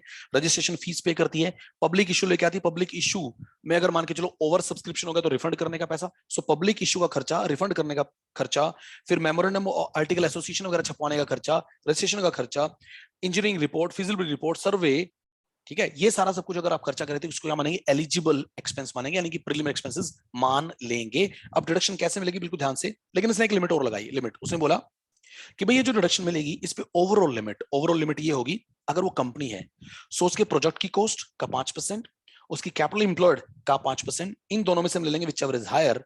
ये जो हायर आया, ठीक है, ये हायर जो है इसकी रिडक्शन, इसको कंपेयर किया जाएगा किससे? इसको कंपेयर किया जाएगा आपके एलिजिबल एक्सपेंस से। इन दोनों में से लेंगे विच एवर इज लोअर, और लोअर को भी हम 5 सालों में जाकर रिडक्शन देंगे। तो इसका मतलब ये बोल सकते हैं, नीचे लिखा हमने क्या लिखा इसमें? हमने लिखा लिमिट, ये लिमिट हम जो बात कर रहे थे, कंपनी केस में लिमिट क्या होती है? प्रोजेक्ट की कॉस्ट का 5%, कैपिटल एम्प्लॉयड का 5%, इन दोनों में से विचएवर इज हायर जो होगा वो लिमिट होगी, वो लिमिट। तो वो लिमिट और आपने जो खर्चा किया वो खर्चा, इन दोनों में से विचएवर इज लोअर ले लेंगे, उसको 5 से डिवाइड करके ये आपकी हर साल की रिडक्शन आ जाएगी। हर साल की रिडक्शन ऐसे निकाली जाएगी, ठीक है जी। उसके बाद 35DD बोलता है कि अगर आपने अमलगामेशन से रिलेटेड कोई खर्चा किया, अमलगामेशन का अगर कोई खर्चा इंडियन कंपनी करती है तो अमलगामेशन के खर्चे की भी रिडक्शन मिलती है 5 सालों तक। ये अमोर्टाइजेशन चल रहा है, क्या चल रहा है? अमोर्टाइजेशन। अमलगामेशन का खर्चा, डीमर्जर का खर्चा 5 साल तक अमोर्टाइज किया जाता है। अमलगामेशन के खर्चे की रिडक्शन अमलगामेटेड कंपनी को क्लेम करनी चाहिए, क्योंकि अमलगामेटिंग कंपनी तो खत्म हो जाएगी, सो अमलगामेटेड कंपनी ही चलती रहेगी, तो उसको रिडक्शन क्लेम करनी चाहिए। कितने साल मिलेंगे? 5 साल, ठीक है। प्रीलिम एक्सपेंसेस में कितने साल मिले थे? 5 साल। 35DD में कितने साल मिले हैं? 5 साल। नीचे है, अगर आप वीआरएस के ऊपर खर्चा करते हो, वॉलंटरी रिटायरमेंट स्कीम के ऊपर खर्चा करते हो, तो भी कितने साल मिलेंगे? 5 साल। मतलब आप अपने इंप्लॉइज को वॉलंटरी रिटायरमेंट के लिए पेमेंट करते हो, सो उसके लिए आपको रिडक्शन तो मिलेगी, लेकिन एक ही बार में नहीं मिलेगी रिडक्शन आपको, 5 सालों में। इसका मतलब कैसे मिलेगी? से फॉर एग्जाम्पल आपने 5 लाख रुपए खर्च करते हो, क्या करेंगे? 5 लाख डिवाइडेड बाय 5 कर देंगे, इसका मतलब हर साल आपको 1 लाख 1 लाख 1 लाख ऐसे करके रिडक्शन मिलेगी for VRS, voluntary retirement scheme के लिए, राइट सर। उसके बाद कुछ और डिडक्शंस हैं, सेक्शन 36 की कुछ और डिडक्शंस हैं। वो डिडक्शंस क्या है? जैसे उसने बोला कि अगर आपने इंश्योरेंस करवाया है, क्या करवाया है? इंश्योरेंस। किस चीज का इंश्योरेंस करवाया है जी? स्टॉक का, स्टोर्स का, लाइफ ऑफ कैटल का इंश्योरेंस आपने करवाया, आपके पास जो पशुधन है उसका, है ना, और आपने इंप्लॉइज की हेल्थ पे इंश्योरेंस करवाया है, तो उस इंश्योरेंस की भी क्या मिल जाएगी? रिडक्शन मिल जाएगी। लेकिन उसमें एक पॉइंट ये था, इंप्लॉइज की हेल्थ पे जो इंश्योरेंस है उसकी पेमेंट चेक से होनी चाहिए। उसकी पेमेंट कैसे होनी चाहिए? चेक से, ठीक है। अगर आप अपने इंप्लॉइज को बोनस और कमीशन दिया है आपने अपने इंप्लॉइज को, तो उसकी भी आपको क्या मिल जाएगी? रिडक्शन मिल जाएगी। लेकिन इसमें कुछ कंडीशन है। पहली कंडीशन तो ये इंप्लॉइज का बोनस और कमीशन आप अपनी रिटर्न फाइल करने से पहले पे कर दो, मतलब इसकी पेमेंट करनी जरूरी होती है। अगर आप इसे पे नहीं करते तो आप अक्रूवल बेसिस पे रिडक्शन नहीं ले पाएंगे। अक्रूवल बेसिस पे रिडक्शन नहीं ली जा सकती, पेमेंट करनी जरूरी है, पहली बात। दूसरी बात, आप ये जो पेमेंट कर रहे हो ये परफॉर्मेंस बेस्ड होना चाहिए। क्या होना चाहिए? परफॉर्मेंस बेस्ड होना चाहिए, ठीक है, राइट। आगे है बोरोड कैपिटल। अगर आपने कोई लोन ले रखा बिजनेस चलाने के लिए, तो लोन के ऊपर जो इंटरेस्ट बनेगा उस इंटरेस्ट की भी आपको क्या मिल जाएगी? डिडक्शन मिल जाएगी। याद रखना, अगर आपने बिजनेस चलाने के लिए लोन ले रखा है, तो लोन के इंटरेस्ट की भी आपको क्या मिल जाएगी? डिडक्शन। लेकिन अगर आपने लोन ले रखा कोई एसेट खरीदने के लिए, तो उस एसेट के पुट टू यूज तक का जो इंटरेस्ट है उसके साथ कैपिटलाइज हो जाएगा और बाकी आपको डिडक्शन के तौर पे मिल जाएगा। अच्छा, अगर मान के चलो कोई सोल प्रोप्राइटर है, सोल प्रोप्राइटर की टैक्सेबिलिटी भी पीजी पैड में होती है वैसे देखा जाए तो, राइट। सो सोल प्रोप्राइटर अपनी खुद की कैपिटल के ऊपर, अपनी खुद की पूंजी के ऊपर ये बोलता है कि सर मेरी पूंजी है, इसके ऊपर मैं अपने घर में क्या दूंगा? इंटरेस्ट दूंगा। वो क्या हो गया? वो नोशनल नेचर का होगा। गवर्नमेंट बोलती है कि भाई नहीं, आपकी खुद की कैपिटल के ऊपर आप इंटरेस्ट क्लेम नहीं कर सकते, उसकी रिडक्शन हम आपको नहीं देंगे। लेकिन सुनो, अगर पार्टनर्स की बात करें, पार्टनर और फर्म अलग अलग होते हैं। सो फर्म ने अपने पार्टनर्स को जो इंटरेस्ट दिया ना, उसकी रिडक्शन फर्म को मिल जाएगी। लेकिन एक सोल प्रोप्राइटर ने अपनी कैपिटल के ऊपर अपने घर में इंटरेस्ट दिया, उसकी रिडक्शन उसे नहीं मिलेगी, क्योंकि वो नोशनल माना जाता है। क्या माना जाता है? नोशनल। जीरो कूपन बॉन्ड्स को छोड़ते हुए आगे बढ़ते हैं। इंप्लॉय से रिलेटेड जो भी खर्चे होते हैं, इंप्लॉयज के जो कॉन्ट्रीब्यूशंस, इंप्लॉय के लिए जो इंप्लॉयर उनके प्रोविडेंट फंड्स में जो कॉन्ट्रीब्यूशन देता है, उन सारे के सारे कॉन्ट्रीब्यूशंस की इंप्लॉयर को क्या मिल जाती है? डिडक्शन मिल जाती है। चाहे वो रिकॉग्नाइज्ड प्रोविडेंट फंड हो, चाहे वो अप्रूव्ड सुपरएन्युएशन फंड हो, चाहे वो एनपीएस हो। क्या हो? एनपीएस। लेकिन सुनो, एनपीएस में एक लिमिट है। लिमिट क्या है? 10% of salary of the employee. Employee की सैलरी के 10% तक की ही इंप्लॉयर को डिडक्शन मिल सकती है, ठीक है।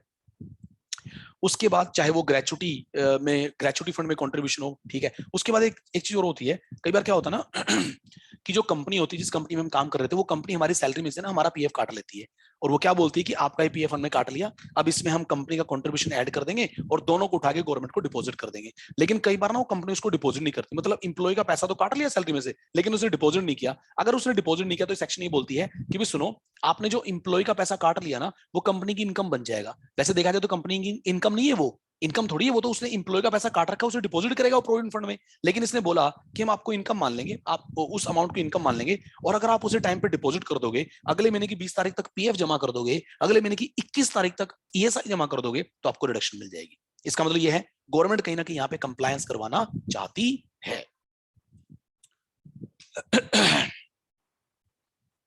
आगे चलते हैं जी, बैड डेट्स। हाँ, बैड डेट्स की रिडक्शन मिल जाती है अगर हम ये प्रूव कर देते हैं जी। प्रूव करने की रिक्वायरमेंट, सॉरी, प्रूव करने की रिक्वायरमेंट नहीं होती। बैड डेट्स वो होते हैं डेटर जो जो आप रिकवर नहीं कर पा रहे, ठीक है। तो बैड डेट्स की गवर्नमेंट आपको रिडक्शन तब देगी जब आप उनको बुक्स ऑफ अकाउंट्स में क्या कर देंगे? राइट ऑफ कर देंगे। पहली बात तो क्या कर देंगे?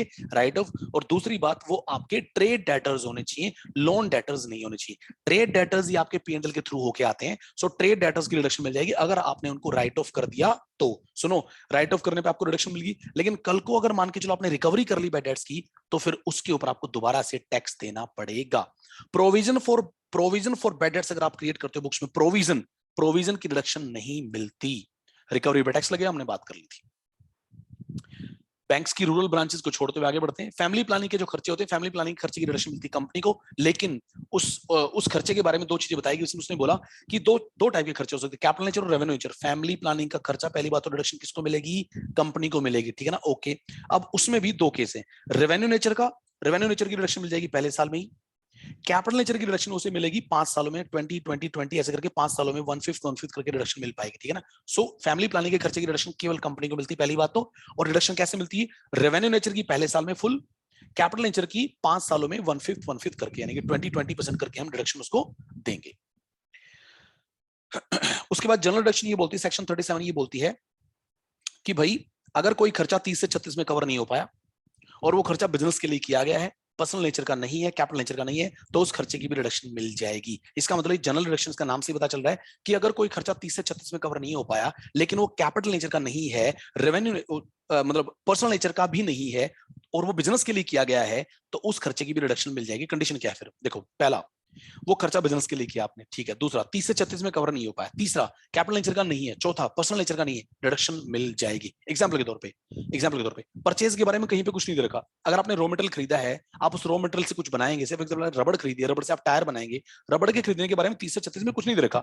लेकिन आपने वो जो रबड़ खरीद रखी है, रबड़ खरीदेंगे तो बिजनेस में यूज करेंगे, राइट ना। तो कैपिटल नेचर का रबड़ खरीदना, ना ही पर्सनल नेचर का, एंड देयरफॉर रबड़ के खरीदने की रिडक्शन मिल जाएगी। स्टाफ की सैलरी के बारे में कहीं पे कुछ नहीं दे रखा। आपका स्टाफ आपके बिजनेस के लिए काम करता है, राइट। तीसरे 36 में कवर नहीं हुआ, राइट। वो कैपिटल नेचर भी नहीं है, राइट, पर्सनल नेचर भी नहीं है, एंड देयरफॉर डिडक्शन मिल जाएगी, ठीक है ना, ओके। तो ये उसने बताया। पॉलिटिकल पार्टी पॉलिटिकल पार्टी के अगर मैगजीन्स वगैरह में हम डोनेशन देते हैं, पॉलिटिकल पार्टी की मैगजीन्स वगैरह में अगर हम एडवर्टीजमेंट के लिए डोनेशन देते हैं या पैसे देते हैं, उसकी रिडक्शन नहीं मिलेगी। एडवर्टीजमेंट सारी अलाउड हो जाएंगी, लेकिन पॉलिटिकल पार्टी की पब्लिकेशन में अगर हमने एडवर्टीजमेंट दिया है तो वो एडवर्टीजमेंट हमारी डिस अलाउ हो जाएगी। सर उसके बाद है सेक्शन 40AI। 40AI ये बोलती है कि अब देखो दो हैं इसमें टीडीएस का डिफॉल्ट अगर आपने कर दिया। टीडीएस का डिफॉल्ट क्या होता है? टीडीएस क्या होता है? जब हम किसी को पेमेंट करते हैं तो उस पेमेंट के ऊपर हमें टीडीएस काटना होता है, ठीक है। अगर हमने टीडीएस नहीं काटा या काट के हमने उसे डिपॉजिट नहीं किया तो गवर्नमेंट क्या बोलती है कि आपका जो खर्चा था ना, जिसकी आपने पेमेंट की थी, उसको उस खर्चे को डिसअलाउ कर देते हैं। यानी कि अगर आपका टीडीएस का डिफॉल्ट हो गया, टीडीएस का डिफॉल्ट अब दो केस में हो सकता है, या तो आपने इंडिया में किसी को पेमेंट की होगी या फिर आपने इंडिया के बाहर किसी को पेमेंट की होगी। बिल्कुल ध्यान से सुनना, अगर आपने इंडिया में पेमेंट की है, इंडिया में पेमेंट की है, तो उसके लिए अगली सेक्शन आएगी सेक्शन 40AI। और अगर आपने इंडिया के बाहर किसी को पेमेंट की है तो उसके लिए ये सेक्शन है 40AI। बिल्कुल ध्यान से सुनना, अगर आपने किसी खर्चे के लिए इंडिया के बाहर पेमेंट की है, उसके ऊपर आपने टीडीएस नहीं काटा या टीडीएस काट के आपने उसे टाइम पे डिपॉजिट नहीं किया, तो आपका वो खर्चा 100% डिसअलाउ हो जाएगा। यहाँ पे 100% खर्चा क्या हो जाएगा? डिसअलाउ हो जाएगा, ठीक है। दूसरा केस, अगर आपने पेमेंट की है इंडिया में किसी को पेमेंट की है, उसके ऊपर टीडीएस काटना बनता था, आपने टीडीएस नहीं काटा या काट के आपने उसे टाइम पे डिपॉजिट नहीं किया, तो आपका 30% खर्चा डिसअलाउ हो जाएगा। सो क्या डिफरेंस है? अगर नॉन रेजिडेंट की पेमेंट में फेलियर है तो 100% डिसअलाउंस है, और अगर रेजिडेंट की पेमेंट्स में फेलियर है तो 30% का डिसअलाउंस। याद रहेगा ना? Right sir. उसके बाद है इक्वलाइजेशन लेवी। इक्वलाइजेशन लेवी में भी ऐसे होता है कि भाई आपको ना इक्वलाइजेशन लेवी डिडक्ट करनी होती है। अगर आपने इक्वलाइजेशन लेवी टाइम पे डिडक्ट नहीं की या डिडक्ट करने के बाद आपने उसे डिपॉजिट नहीं किया, तो वो इक्वलाइजेशन लेवी का जो खर्चा है आपका क्या हो जाएगा? डिसअलाउ हो जाएगा। जानबूझ के इक्वलाइजेशन लेवी को नहीं उठा रहा है यहाँ पे क्योंकि इट विल टेक टाइम।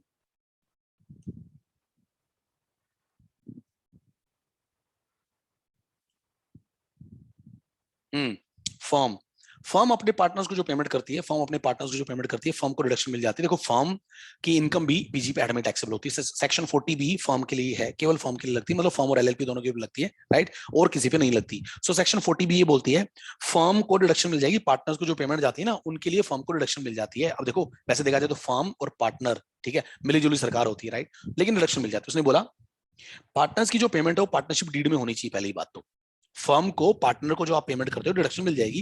पहली बात, फर्म ने जो पेमेंट पार्टनर्स को की वो पार्टनरशिप डीड में मेंशन होनी चाहिए, एक बात। दूसरी बात कि कि भाई आप ना इंटरेस्ट की पेमेंट किसी भी पार्टनर को कर सकते हो, लेकिन इंटरेस्ट के ऊपर 12% की लिमिट लगेगी। इंटरेस्ट के ऊपर 12% की लिमिट लगेगी। किसी भी पार्टनर को इंटरेस्ट की पेमेंट की जा सकती है, चाहे वो वर्किंग पार्टनर हो, चाहे वो स्लीपिंग पार्टनर हो, इंटरेस्ट की पेमेंट की जा सकती है, लेकिन लिमिट लगेगी 12%, ठीक है। रेमुनरेशन की पेमेंट केवल वर्किंग को की जा सकती है। रेमुनरेशन की पेमेंट वर्किंग को की जा सकती है। अगर आपने नॉन वर्किंग को रेमुनरेशन दे दिया तो वो डिसअलाउ हो जाएगा। तो क्या हो जाएगा? डिसअलाउ। सो इस सेक्शन 40B ने क्या क्या बोला बताना। पहली बात तो पार्टनर को जो भी आप पेमेंट करेंगे वो पार्टनरशिप डीड में होनी चाहिए, पहली बात। दूसरी बात, इंटरेस्ट की पेमेंट किसी भी पार्टनर को की जा सकती है, चाहे वो वर्किंग हो चाहे नॉन वर्किंग, क्योंकि देखो पैसा तो किसी का भी लगा हो सकता है, ठीक है, लेकिन लिमिट है 12% पर एनम का रेट, ठीक है। अगर आपने 12% ज्यादा उनको इंटरेस्ट दिया है तो 12% तक की तो रिडक्शन मिल जाएगी फर्म को, लेकिन 12 से जितना ज्यादा बन गया वो डिसअलाउ हो जाएगी। एग्जाम्पल के तौर पे आपने अपने पार्टनर को 15% के हिसाब से उनकी कैपिटल के ऊपर इंटरेस्ट दिया है, सो 15% 12 से ज्यादा हो गया, 3% ज्यादा होगा, 3% डिसअलाउ, 12% अलाउ हो जाएगा, ठीक है। रेमुनरेशन, अगर आपने नॉन वर्किंग को स्लीपिंग को दे दिया तो डिसअलाउ हो जाएगा, और अगर आपने वर्किंग को दे दिया तो एक लिमिट लगेगी। वर्किंग के रेमुनरेशन के ऊपर एक लिमिट लगती है। लिमिट देखो कैसे है, लिमिट होती है बुक प्रॉफिट के बेसिस पे।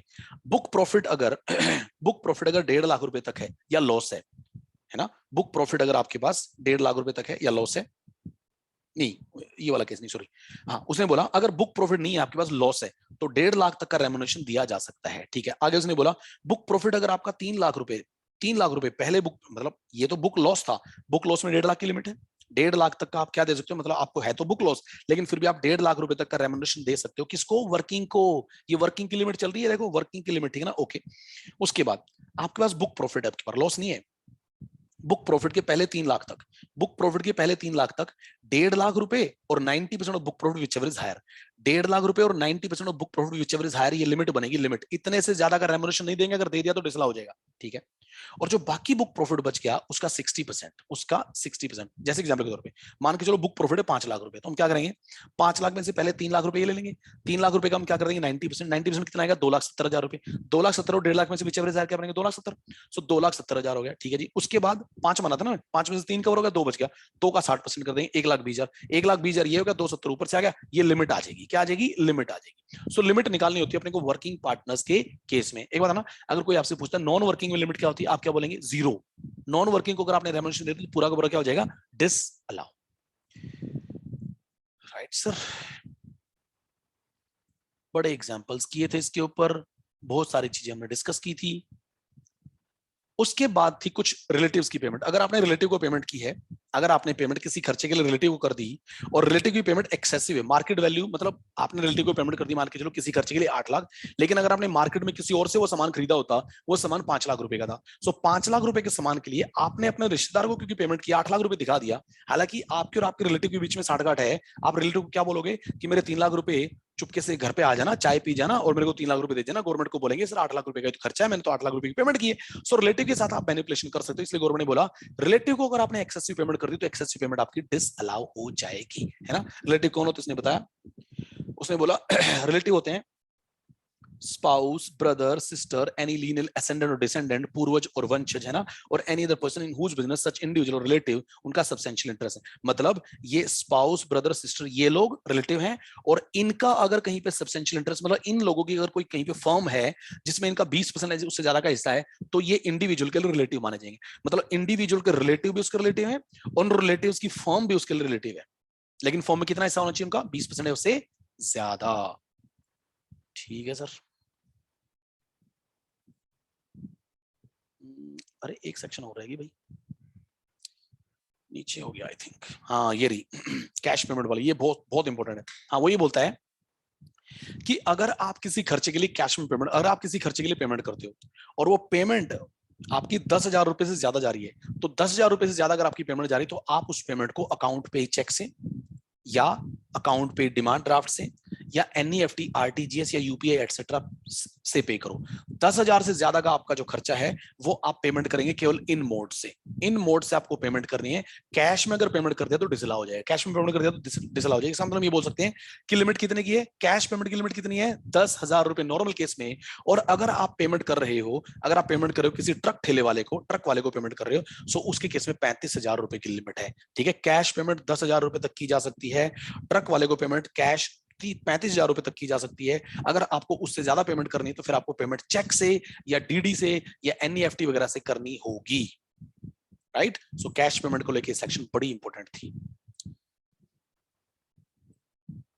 उसके बाद 43बी सेक्शन ये बोलती है कि आपको कुछ खर्चों की रिडक्शन केवल तब मिलती है जब आप उन खर्चों को पे कर देते हो। आपको इन खर्चों की रिडक्शन केवल तब मिलेगी जब आप इनको पे कर दोगे। सुनो, आप ना इन खर्चों की रिडक्शन अक्रूअल बेसिस पे, मर्केंटाइल बेसिस पे क्लेम नहीं कर सकते, आपको इन खर्चों की पेमेंट तो करनी पड़ेगी। अगर आप पेमेंट कर देंगे तो डिडक्शन मिल जाएगी, पेमेंट नहीं करेंगे तो डिडक्शन नहीं मिलेगी। लेकिन हाँ, पेमेंट करने का गवर्नमेंट थोड़ा सा टाइम देती है। गवर्नमेंट बोलती है जिस साल का खर्चा उस साल में पेमेंट कर दो या उससे अगले साल रिटर्न फाइल करने की डेट तक कर दो। मतलब जिस साल का खर्चा उस साल में पेमेंट कर दो या उससे अगले साल में जब आप उस साल की रिटर्न फाइल करेंगे ना, उस रिटर्न फाइल करने की डेट तक पेमेंट कर दो। पेमेंट कर दो, डिडक्शन मिल जाएगी। कौन से खर्चे हैं 43बी में, देखो उसने बोला सरकारी पेमेंट सारी की सारी, any tax, law, duty, cess, है ना, स्टैट्यूटरी पेमेंट्स, वो इंप्लॉइज के फंड में जो कंट्रीब्यूशन जाएगा, इंप्लॉइज के जो फंड्स हैं उसमें जो इंप्लॉयर का कंट्रीब्यूशन जाएगा वो, इंप्लॉइज को जो बोनस कमीशन देंगे आप, वो हमने बात की थी ना वहां पे, इंप्लॉइज का बोनस कमीशन पे करना पड़ेगा, ठीक है जी। आपने कोई लोन ले रखा है, उस लोन के ऊपर जो इंटरेस्ट बनता है वो लोन, वो इंटरेस्ट। अगर आप किसी को लीव इनकैशमेंट की पेमेंट करो तो लीव इनकैशमेंट आपको पे करना पड़ेगा। रेलवे, रेलवे को अगर आपको पेमेंट करनी पड़ेगी, इंडियन रेलवे को, तो पेमेंट भी आपको करनी पड़ेगी, ठीक है जी। उसके बाद इंटरेस्ट, आपने अगर कोई लोन ले रखा है, किससे ले रखा है, एनबीएफसी से आपने लोन ले रखा है, किससे ले रखा है, एनबीएफसी से, ठीक है, नॉन बैंकिंग फाइनेंशियल कंपनी से अगर आपने लोन ले रखा है, सो उसका इंटरेस्ट भी, तो इंटरेस्ट यहाँ पे कई है, इंटरेस्ट इंटरेस्ट इंटरेस्ट, तो तीन तो इंटरेस्ट अपने पास, ठीक है ना। इंटरेस्ट की पेमेंट लीव एनकैशमेंट की पेमेंट, इंडियन रेलवे की पेमेंट, गवर्नमेंट की पेमेंट, प्रोविडेंट फंड की पेमेंट, बोनस और कमीशन की पेमेंट, ये आपको पेमेंट करनी पड़ेगी। हाँ, पेमेंट जिस साल में वो खर्चा हुआ उस साल में कर सकते हो, या उससे अगले साल रिटर्न फाइल करने की डेट तक कर सकते हो। अगर आपने खर्चा टाइम पे कर दिया तो डिडक्शन मिल जाएगी, नहीं तो फिर आपको डिडक्शन नहीं मिल पाएगी। फिर ये आपको डिडक्शन उस साल में मिलेगी जिस साल में आप इसको अल्टीमेटली पे कर दोगे। अच्छा सर, ठीक है। उसके बाद कुछ और छोटे छोटे सेक्शन है इसमें, जैसे 43A सेक्शन ये बोलती है कि भाई अगर मान के चलो अगर मान के चलो आप ना लेट्स से आपका बिजनेस है, आपका बिजनेस किस चीज का, लैंड और बिल्डिंग में आप बिजनेस करते हो, ठीक है। लैंड और बिल्डिंग में अगर आप बिजनेस करते हो तो आपने लैंड और बिल्डिंग बेची है, मान के चलो, मतलब आप डीलर हो, ठीक है, खरीदते हो बेचते हो, खरीदते हो बेचते हो। अगर आपने लैंड और बिल्डिंग बेची है तो उसका सेल प्राइस जो है, उस सेल प्राइस में लोग ना प्लानिंग कर सकते थे, तो उस प्लानिंग को रोका गया। सेक्शन 43 बोलती है कि भाई जब भी लैंड और बिल्डिंग बेची जाती है तो उसके लिए एक वैल्यू होती है स्टैंप ड्यूटी वैल्यू, जिसके ऊपर आप स्टैंप पे करते हो। स्टैंप ड्यूटी वैल्यू बोलते हैं उसको, स्टैंप ड्यूटी वैल्यू सरकारी वैल्यू होती है, ठीक है ना। ओके, सो उसने बोला कि अगर आपने जितने में वो बिल्डिंग बेची है, आपने बिल्डिंग जितने में बेची है, अगर वो प्राइस आपका सेल स्टैंप ड्यूटी वैल्यू से कम है तो स्टैंप ड्यूटी वैल्यू को मान लिया जाएगा कि आपने बिल्डिंग स्टैंप ड्यूटी वैल्यू पे बेची, और आपका आपका पीजी पे हेड स्टैंप ड्यूटी वैल्यू के हिसाब से कैलकुलेट किया जाएगा। उसने ये बोला है, ठीक है ना। बिल्कुल ध्यान सुनना, फिर से बताता हूं। उसने बोला कि अगर आपने कोई एसेट बेची है, वो एसेट आपने स्टैंप ड्यूटी वैल्यू से कम पे बेची है, तो गवर्नमेंट बोलती है स्टैंप ड्यूटी वैल्यू को सेल प्राइस मान लेंगे, उसके हिसाब से कैलकुलेशन कर दी जाएगी। अब स्टैंप ड्यूटी वैल्यू किस दिन का लेना है, किस दिन का लेना है, ये बड़ा इंपॉर्टेंट है। उसने बोला कि भाई दो केसेस में, दो केस ये है कि अगर ये सारी कंडीशन पूरी कर दी, सारी कंडीशन क्या उसने बोला कि एग्रीमेंट की डेट और रजिस्ट्रेशन की डेट अलग है, ठीक है। आपने एग्रीमेंट की डेट या उससे पहले, जिस दिन आपका एग्रीमेंट हुआ था ना उस प्रॉपर्टी की सेल का, उस एग्रीमेंट की डेट या उससे पहले कुछ अमाउंट नॉन कैश मोड में पे कर दिया था, मतलब आपने कुछ एडवांस पे कर दिया था एग्रीमेंट वाले दिन या उससे पहले, नॉन कैश मोड में। कौन से मोड में? नॉन कैश, ठीक है जी। फिर उसके बाद उसने बोला consideration has been received on और बिफोर द एग्रीमेंट। हाँ वही, ये जो पेमेंट है ना, ये एग्रीमेंट की डेट या उससे पहले आपने कर दी थी।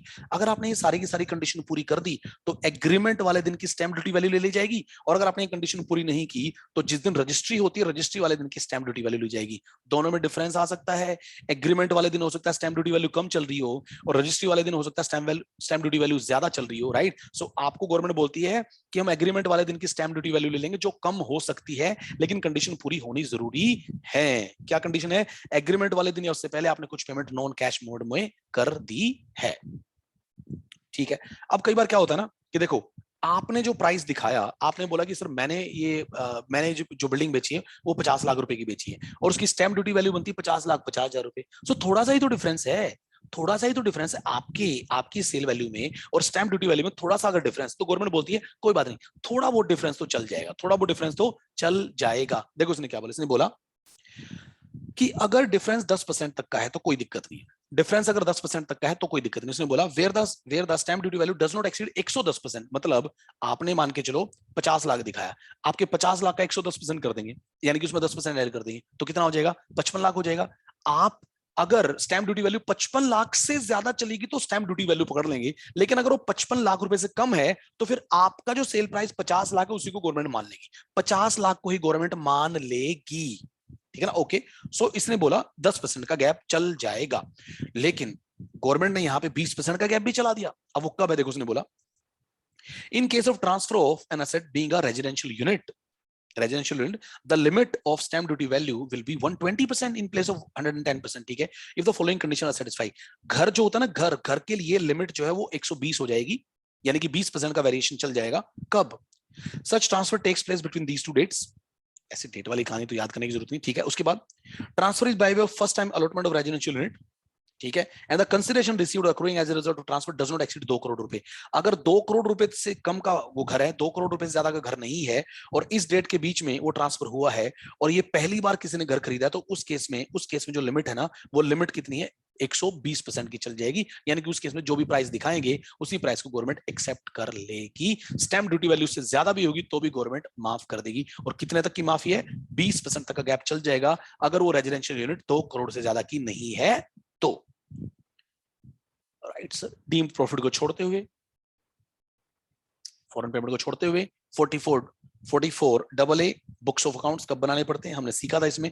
उसने बोला था कि देखो बुक्स ऑफ अकाउंट्स के लिए सेक्शन 44 AA ये बोलती है कि दो केस बनेंगे, या तो स्पेसिफाइड प्रोफेशन होगा, ये रहा ना, या तो स्पेसिफाइड प्रोफेशन होगा, सीए है, सीएस है, ठीक है, डॉक्टर हैं, लॉयर हैं, स्पेसिफाइड प्रोफेशन में आते हैं, या फिर कोई और नॉन प्रोफेशन या बिजनेस करने वाले लोग हुए। स्पेसिफाइड प्रोफेशन के केस में या तो स्पेसिफाइड बुक्स बनानी पड़ेंगी या जनरल बुक्स बनानी पड़ेंगी, लेकिन बुक्स जरूर बनानी पड़ेंगी भाई, या तो स्पेसिफाइड बुक्स बनाएगा या जनरल बुक्स बनाएगा। लेकिन ये जो इधर वाले लोग हैं, बिजनेस करने वाले लोग, और ये जो नॉन स्पेसिफाइड प्रोफेशन वाले लोग हैं, ये या तो जनरल बुक्स बनाएंगे या फिर बुक्स बनाएंगे ही नहीं, या फिर बुक्स बनाएंगे ही नहीं, इनको बुक्स नहीं बनानी, मैंडेटरी नहीं है।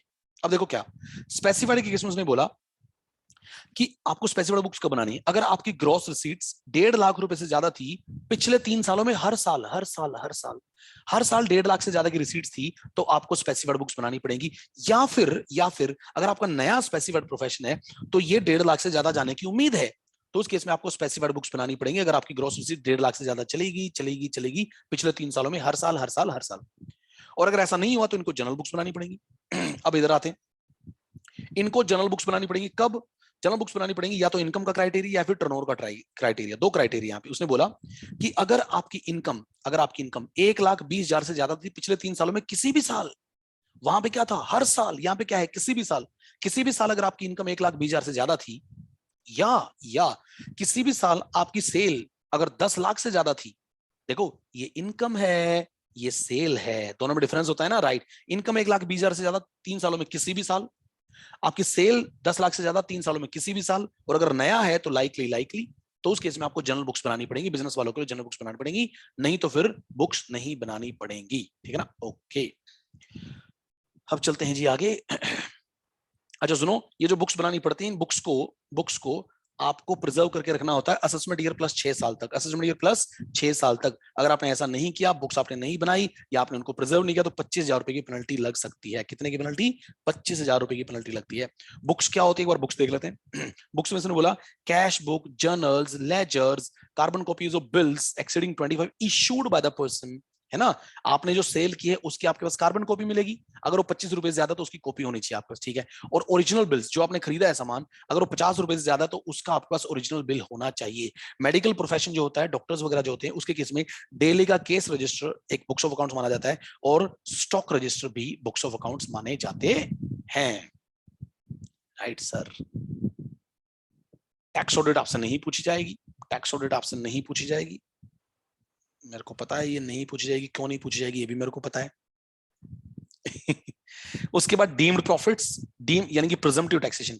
प्रिजम्पटिव टैक्सेशन दो है अपने पास, दो है 44 एडी वाला और 44 एई वाला, एडी और एई। हाँ, 44 एडी वाला ये बोलता है कि भाई एक आसान तरीका लेके आए, पीजीपी चैप्टर फॉलो करने की जरूरत नहीं है, आप ये एक आसान तरीके में चले जाओ। आसान तरीका ये बोलता है कि अगर मान के चलो आप एलिजिबल एसएससी हो, एलिजिबल बिजनेस करते हो, एलिजिबल एसएससी, एलिजिबल बिजनेस करते हो। कौन होते हैं eligible SSC? Individual, HF, firm. लेकिन सुनो, कंपनी एलएलपी नहीं आएगी, एलएलपी नहीं आएगी, ना ही कंपनी आएगी। तो उसने क्या बोला? उसने बोला इंडिविजुअल है, एचएफ है, कोई फर्म है, जिन्होंने ये क्लेम नहीं कर रखी 10A, 10AA, 10B, ये क्लेम नहीं कर रखी, ठीक है। सो पहली बात तो आप इंडिविजुअल एचएफ फर्म होने चाहिए, आपने ये क्लेम ना की हो। दूसरी बात, आप बिजनेस करते हो, कोई भी बिजनेस करते हो जिसकी टर्नओवर आपकी 2 करोड़ से ज्यादा नहीं है। अगर आपकी टर्नओवर 2 करोड़ से ज्यादा नहीं है, आप इंडिविजुअल एचएफ वगैरह हो, तो गवर्नमेंट आपको बोलती है आसान तरीका ये लो बच्चे, आसान तरीका ये है, अपनी टर्नओवर उठाओ, अपनी क्या उठाओ? टर्नओवर। याद है कंपोजिशन डीलर किए थे हमने जीएसटी में, राइट सर, ये वही है। सो उसने बोला अपनी टर्नओवर उठाओ, टर्नओवर के ऊपर सीधा परसेंटेज लगा दो, उसको हम पीजीपी की इनकम मान लेंगे, सीधा परसेंटेज लगा दो, पीजीपी की इनकम मान लेंगे। इसने बोला कि अगर आपकी टर्नओवर में आपको पेमेंट आती है, बैंक वगैरह के थ्रू, ऑनलाइन वगैरह पेमेंट आती है, बैंक के थ्रू पेमेंट आती है, राइट। सो 6% अप्लाई कर दो टर्नओवर पे, और जो आपको कैश में पेमेंट आती है उसके ऊपर 8% अप्लाई कर दो। कैश पेमेंट पे 8%, नॉन कैश पेमेंट पे 6% लगा के आपका जो अमाउंट आएगा उसको हम बोल देंगे पीजीपी हेड की इनकम। बस पीजीपी हेड की इनकम आपकी निकल गई। लेकिन सुनो, अभी जो इनकम निकलेगी ना, इस इनकम में से आपको किसी भी चीज की कोई भी डिडक्शन नहीं मिलेगी। याद रखना, 6% किस में है? नॉन कैश आपके पास जो रिसीट्स हैं, और 8% किस में है? जब कैश में रिसीट्स होती है, ठीक है ना। ओके, अब आपको कोई भी रिडक्शन नहीं मिलेगी, आपको इसके ऊपर सीधा क्या देना पड़ेगा? टैक्स देना पड़ेगा। उसके बाद अपने पास एक और है, वो है 44AE, ये लगता है कब, जब एसएससी एंगेज हो किसमें, plying hiring leasing of goods carriages, plying hiring leasing of goods carriages, truck ठेले वाले जो होते हैं उसके लिए उसने बोला कि ये उनके लिए है। लेकिन सुनो, ये नहीं लगेगा अगर उसके पास 10 से ज्यादा ट्रक हो गए तो। कितने ज्यादा ट्रक हो गए, अगर उसके पास 10 से ज्यादा व्हीकल्स हैं तो ये सेक्शन नहीं लगेगी, फिर तो बड़ी मछली हो जाएगा, और बड़ी मछली हो जाएगा तो गवर्नमेंट बोलती कि नहीं बेटा अब तो आपको पीजीपी का चैप्टर फॉलो करना पड़ेगा। ठीक है, अब देखो अगर मान के चलो उसके पास 10 या उससे कम ट्रक हैं तो क्या होगा, तो फिर चैप्टर बोलता है कि हम आपके लिए एक आसान तरीका लेके आए। आसान तरीका क्या है, उसने बोला आपके जो व्हीकल्स हैं, आपके जो हैं व्हीकल्स वो दो टाइप के होंगे, या तो हैवी होगा या फिर वो अदर देन हैवी होगा। यानी कि आपका या तो हैवी व्हीकल होगा या फिर अदर व्हीकल होगा, जो कि मीडियम भी हो सकता है, लाइट भी हो सकता है। ठीक है, अगर आपका हैवी व्हीकल है सो 1 रुपए किलो के हिसाब से, 1 रुपए किलो के हिसाब से यस इनकम मानी जाएगी। 1 रुपए किलो, सर 1 रुपए किलो कैसे, उसने बोला ₹1000 पर टन, उसका जो ग्रॉस वेट है ना, उस व्हीकल का जो ग्रॉस वेट है उसके ऊपर ₹1000 पर टन, 1 टन में 1000 किलो होते हैं। सो इसका मतलब 1 रुपए किलो हो गया ना, राइट। सो उसके ग्रॉस वेट पे 1 रुपए किलो के हिसाब से इनकम निकल जाएगी, इसको हम बोलेंगे डीम्ड इनकम पीजीपी ऐड की, ठीक है ना, ओके। और जो उसके पास अदर देन हैवी व्हीकल्स हैं मतलब हैवी व्हीकल पे तो 1 रुपए किलो हो गया, ठीक है जी। और जो उसके पास अदर देन हैवी व्हीकल्स हैं उसमें उसने बोला कि भाई 7,500 पर मंथ लेंगे हम। क्या लेंगे, पर मंथ। अच्छा सुनो, ये 1 रुपए किलो भी पर मंथ था, पर मंथ पर व्हीकल, पर मंथ पर व्हीकल और part of month. Part of month का मतलब ये है कि अगर आपके पास 10 महीने और 10 महीने और 10 दिन है, सो 10 महीने और 10 दिन को पार्ट है, पार्ट को हम फुल मंथ मान देंगे, 11 महीने की कैलकुलेशन कर देंगे, पार्ट ऑफ मंथ को फुल मंथ मान लिया जाएगा। सो 1 रुपया, 1 रुपया पर 1 रुपया किलो पर मंथ और पार्ट ऑफ मंथ पर व्हीकल। यहाँ पे है 7,500 एवरी मंथ और पार्ट ऑफ मंथ, ठीक है। सो यहाँ पे तो 1 रुपया किलो के हिसाब से है पर मंथ, ठीक है, और यहाँ पे 7,500 पर मंथ है। सुनो, लेकिन ये वेट के हिसाब से है, ये टोटल है, ये एब्सोल्यूट नंबर है, ये वेट के हिसाब से है। तो आप ये मत समझना सर 1 रुपया किलो तो बहुत सस्ता रेट है, नहीं नहीं, उस व्हीकल का वेट बहुत ज्यादा होता है भाई। 1 रुपया किलो के हिसाब से बहुत ज्यादा बनने वाले ये अमाउंट, और फिर ये मंथली है, इसको मल्टीप्लाई बाय 12 भी तो करेंगे आप, अगर पूरा साल उसके पास वो व्हीकल है तो, राइट सर, ठीक है ना, ओके। अब देखो उसने क्या बोला, उसने बोला हैवी व्हीकल वो होता है, हैवी व्हीकल वो होता है means a goods carriage vehicle, उसका वेट विच एक्सीड्स, उसने वेट बोला, वेट जिसका है 12,000 किलो से ज्यादा, मतलब वो 12 टन से ज्यादा का व्हीकल अगर है तो उसको हैवी मान के चलेंगे, और अगर वो हैवी है तो उसमें किलो के हिसाब से हम लेके चलेंगे, और अगर वो हैवी नहीं है तो 7,500 के हिसाब से लेके चलेंगे। 10 से ज्यादा व्हीकल हो गए तो फिर ये सेक्शन उसके ऊपर नहीं लग पाएगी। अगेन ये जो प्रेजम्पटिव इनकम है, इस प्रेजम्पटिव इनकम में से किसी भी खर्चे की रिडक्शन नहीं मिल पाएगी, याद रहेगा ना, राइट सर। उसके बाद प्रोफेशन वाले लोग होते हैं, प्रोफेशन वाले लोगों के लिए इसने बोला प्रेजम्पटिव टैक्सेशन में 44 एडीए कि भी सुनो, प्रोफेशन वाले लोग यानी कि वो तो कौन थे, वो बिजनेस वाले लोग थे, ये प्रोफेशन वाले लोग हैं। इसने बोला कोई इंडिविजुअल है, कोई पार्टनरशिप फर्म है, ठीक है, एलपी को छोड़ के, हु इज रेजिडेंट, रेजिडेंट जो है, ठीक है जी, उसके केस में बोला कि आपकी जो इनकम है, आपकी जो सेल है, जो रिसीट्स हैं, वो 50 लाख से ज्यादा नहीं होनी चाहिए। 50 लाख से ज्यादा, देखो बिजनेसमैन के लिए क्या बोला उसने, 2 करोड़ से ज्यादा आपकी टर्नओवर नहीं होनी चाहिए। ट्रक वाले के लिए क्या बोला, 10 से ज्यादा ट्रक नहीं होने चाहिए। इनके लिए क्या बोला कि 50 लाख से ज्यादा आपकी रिसीट्स वगैरह नहीं होनी चाहिए। छोटे मोटे लोगों के लिए आती है ये चीजें, ओके जी। इसमें बोला कि आपकी जो इनकम होगी ना, आपकी इनकम बनेगी आपकी रिसीट्स का सीधा 50%। वाह जी वाह, गवर्नमेंट बोलती है सीधा 50% लगा दो और आपकी इनकम आ जाएगी। मतलब गवर्नमेंट ये मान के चलती कि 50% का फायदा होता है प्रोफेशन के केस में। देखो वहां पे कितना था, 6 और 8% था, वहां पे कितना था, 1 रुपया किलो था और 7,500 पर मंथ था, करेक्ट है ना। यहाँ पे क्या है, सीधा टर्नओवर का 50%। अब उसमें से कोई भी खर्चा क्लेम नहीं कर पाएंगे, ये प्रोफेशन के केस में इसने बताया है, याद रहेगा, राइट सर। 44B और इन सब के लिए मैंने एक समरी बना रखी है, ये समरी आपने कर ली होगी। ये समरी अब मैं दोबारा से नहीं करवा रहा, ठीक है। बहुत ही बड़ा चैप्टर था भाई, बहुत ही बड़ा चैप्टर था, बट हमने निपटा दिया। तो ये था आपका पीजीबीपी।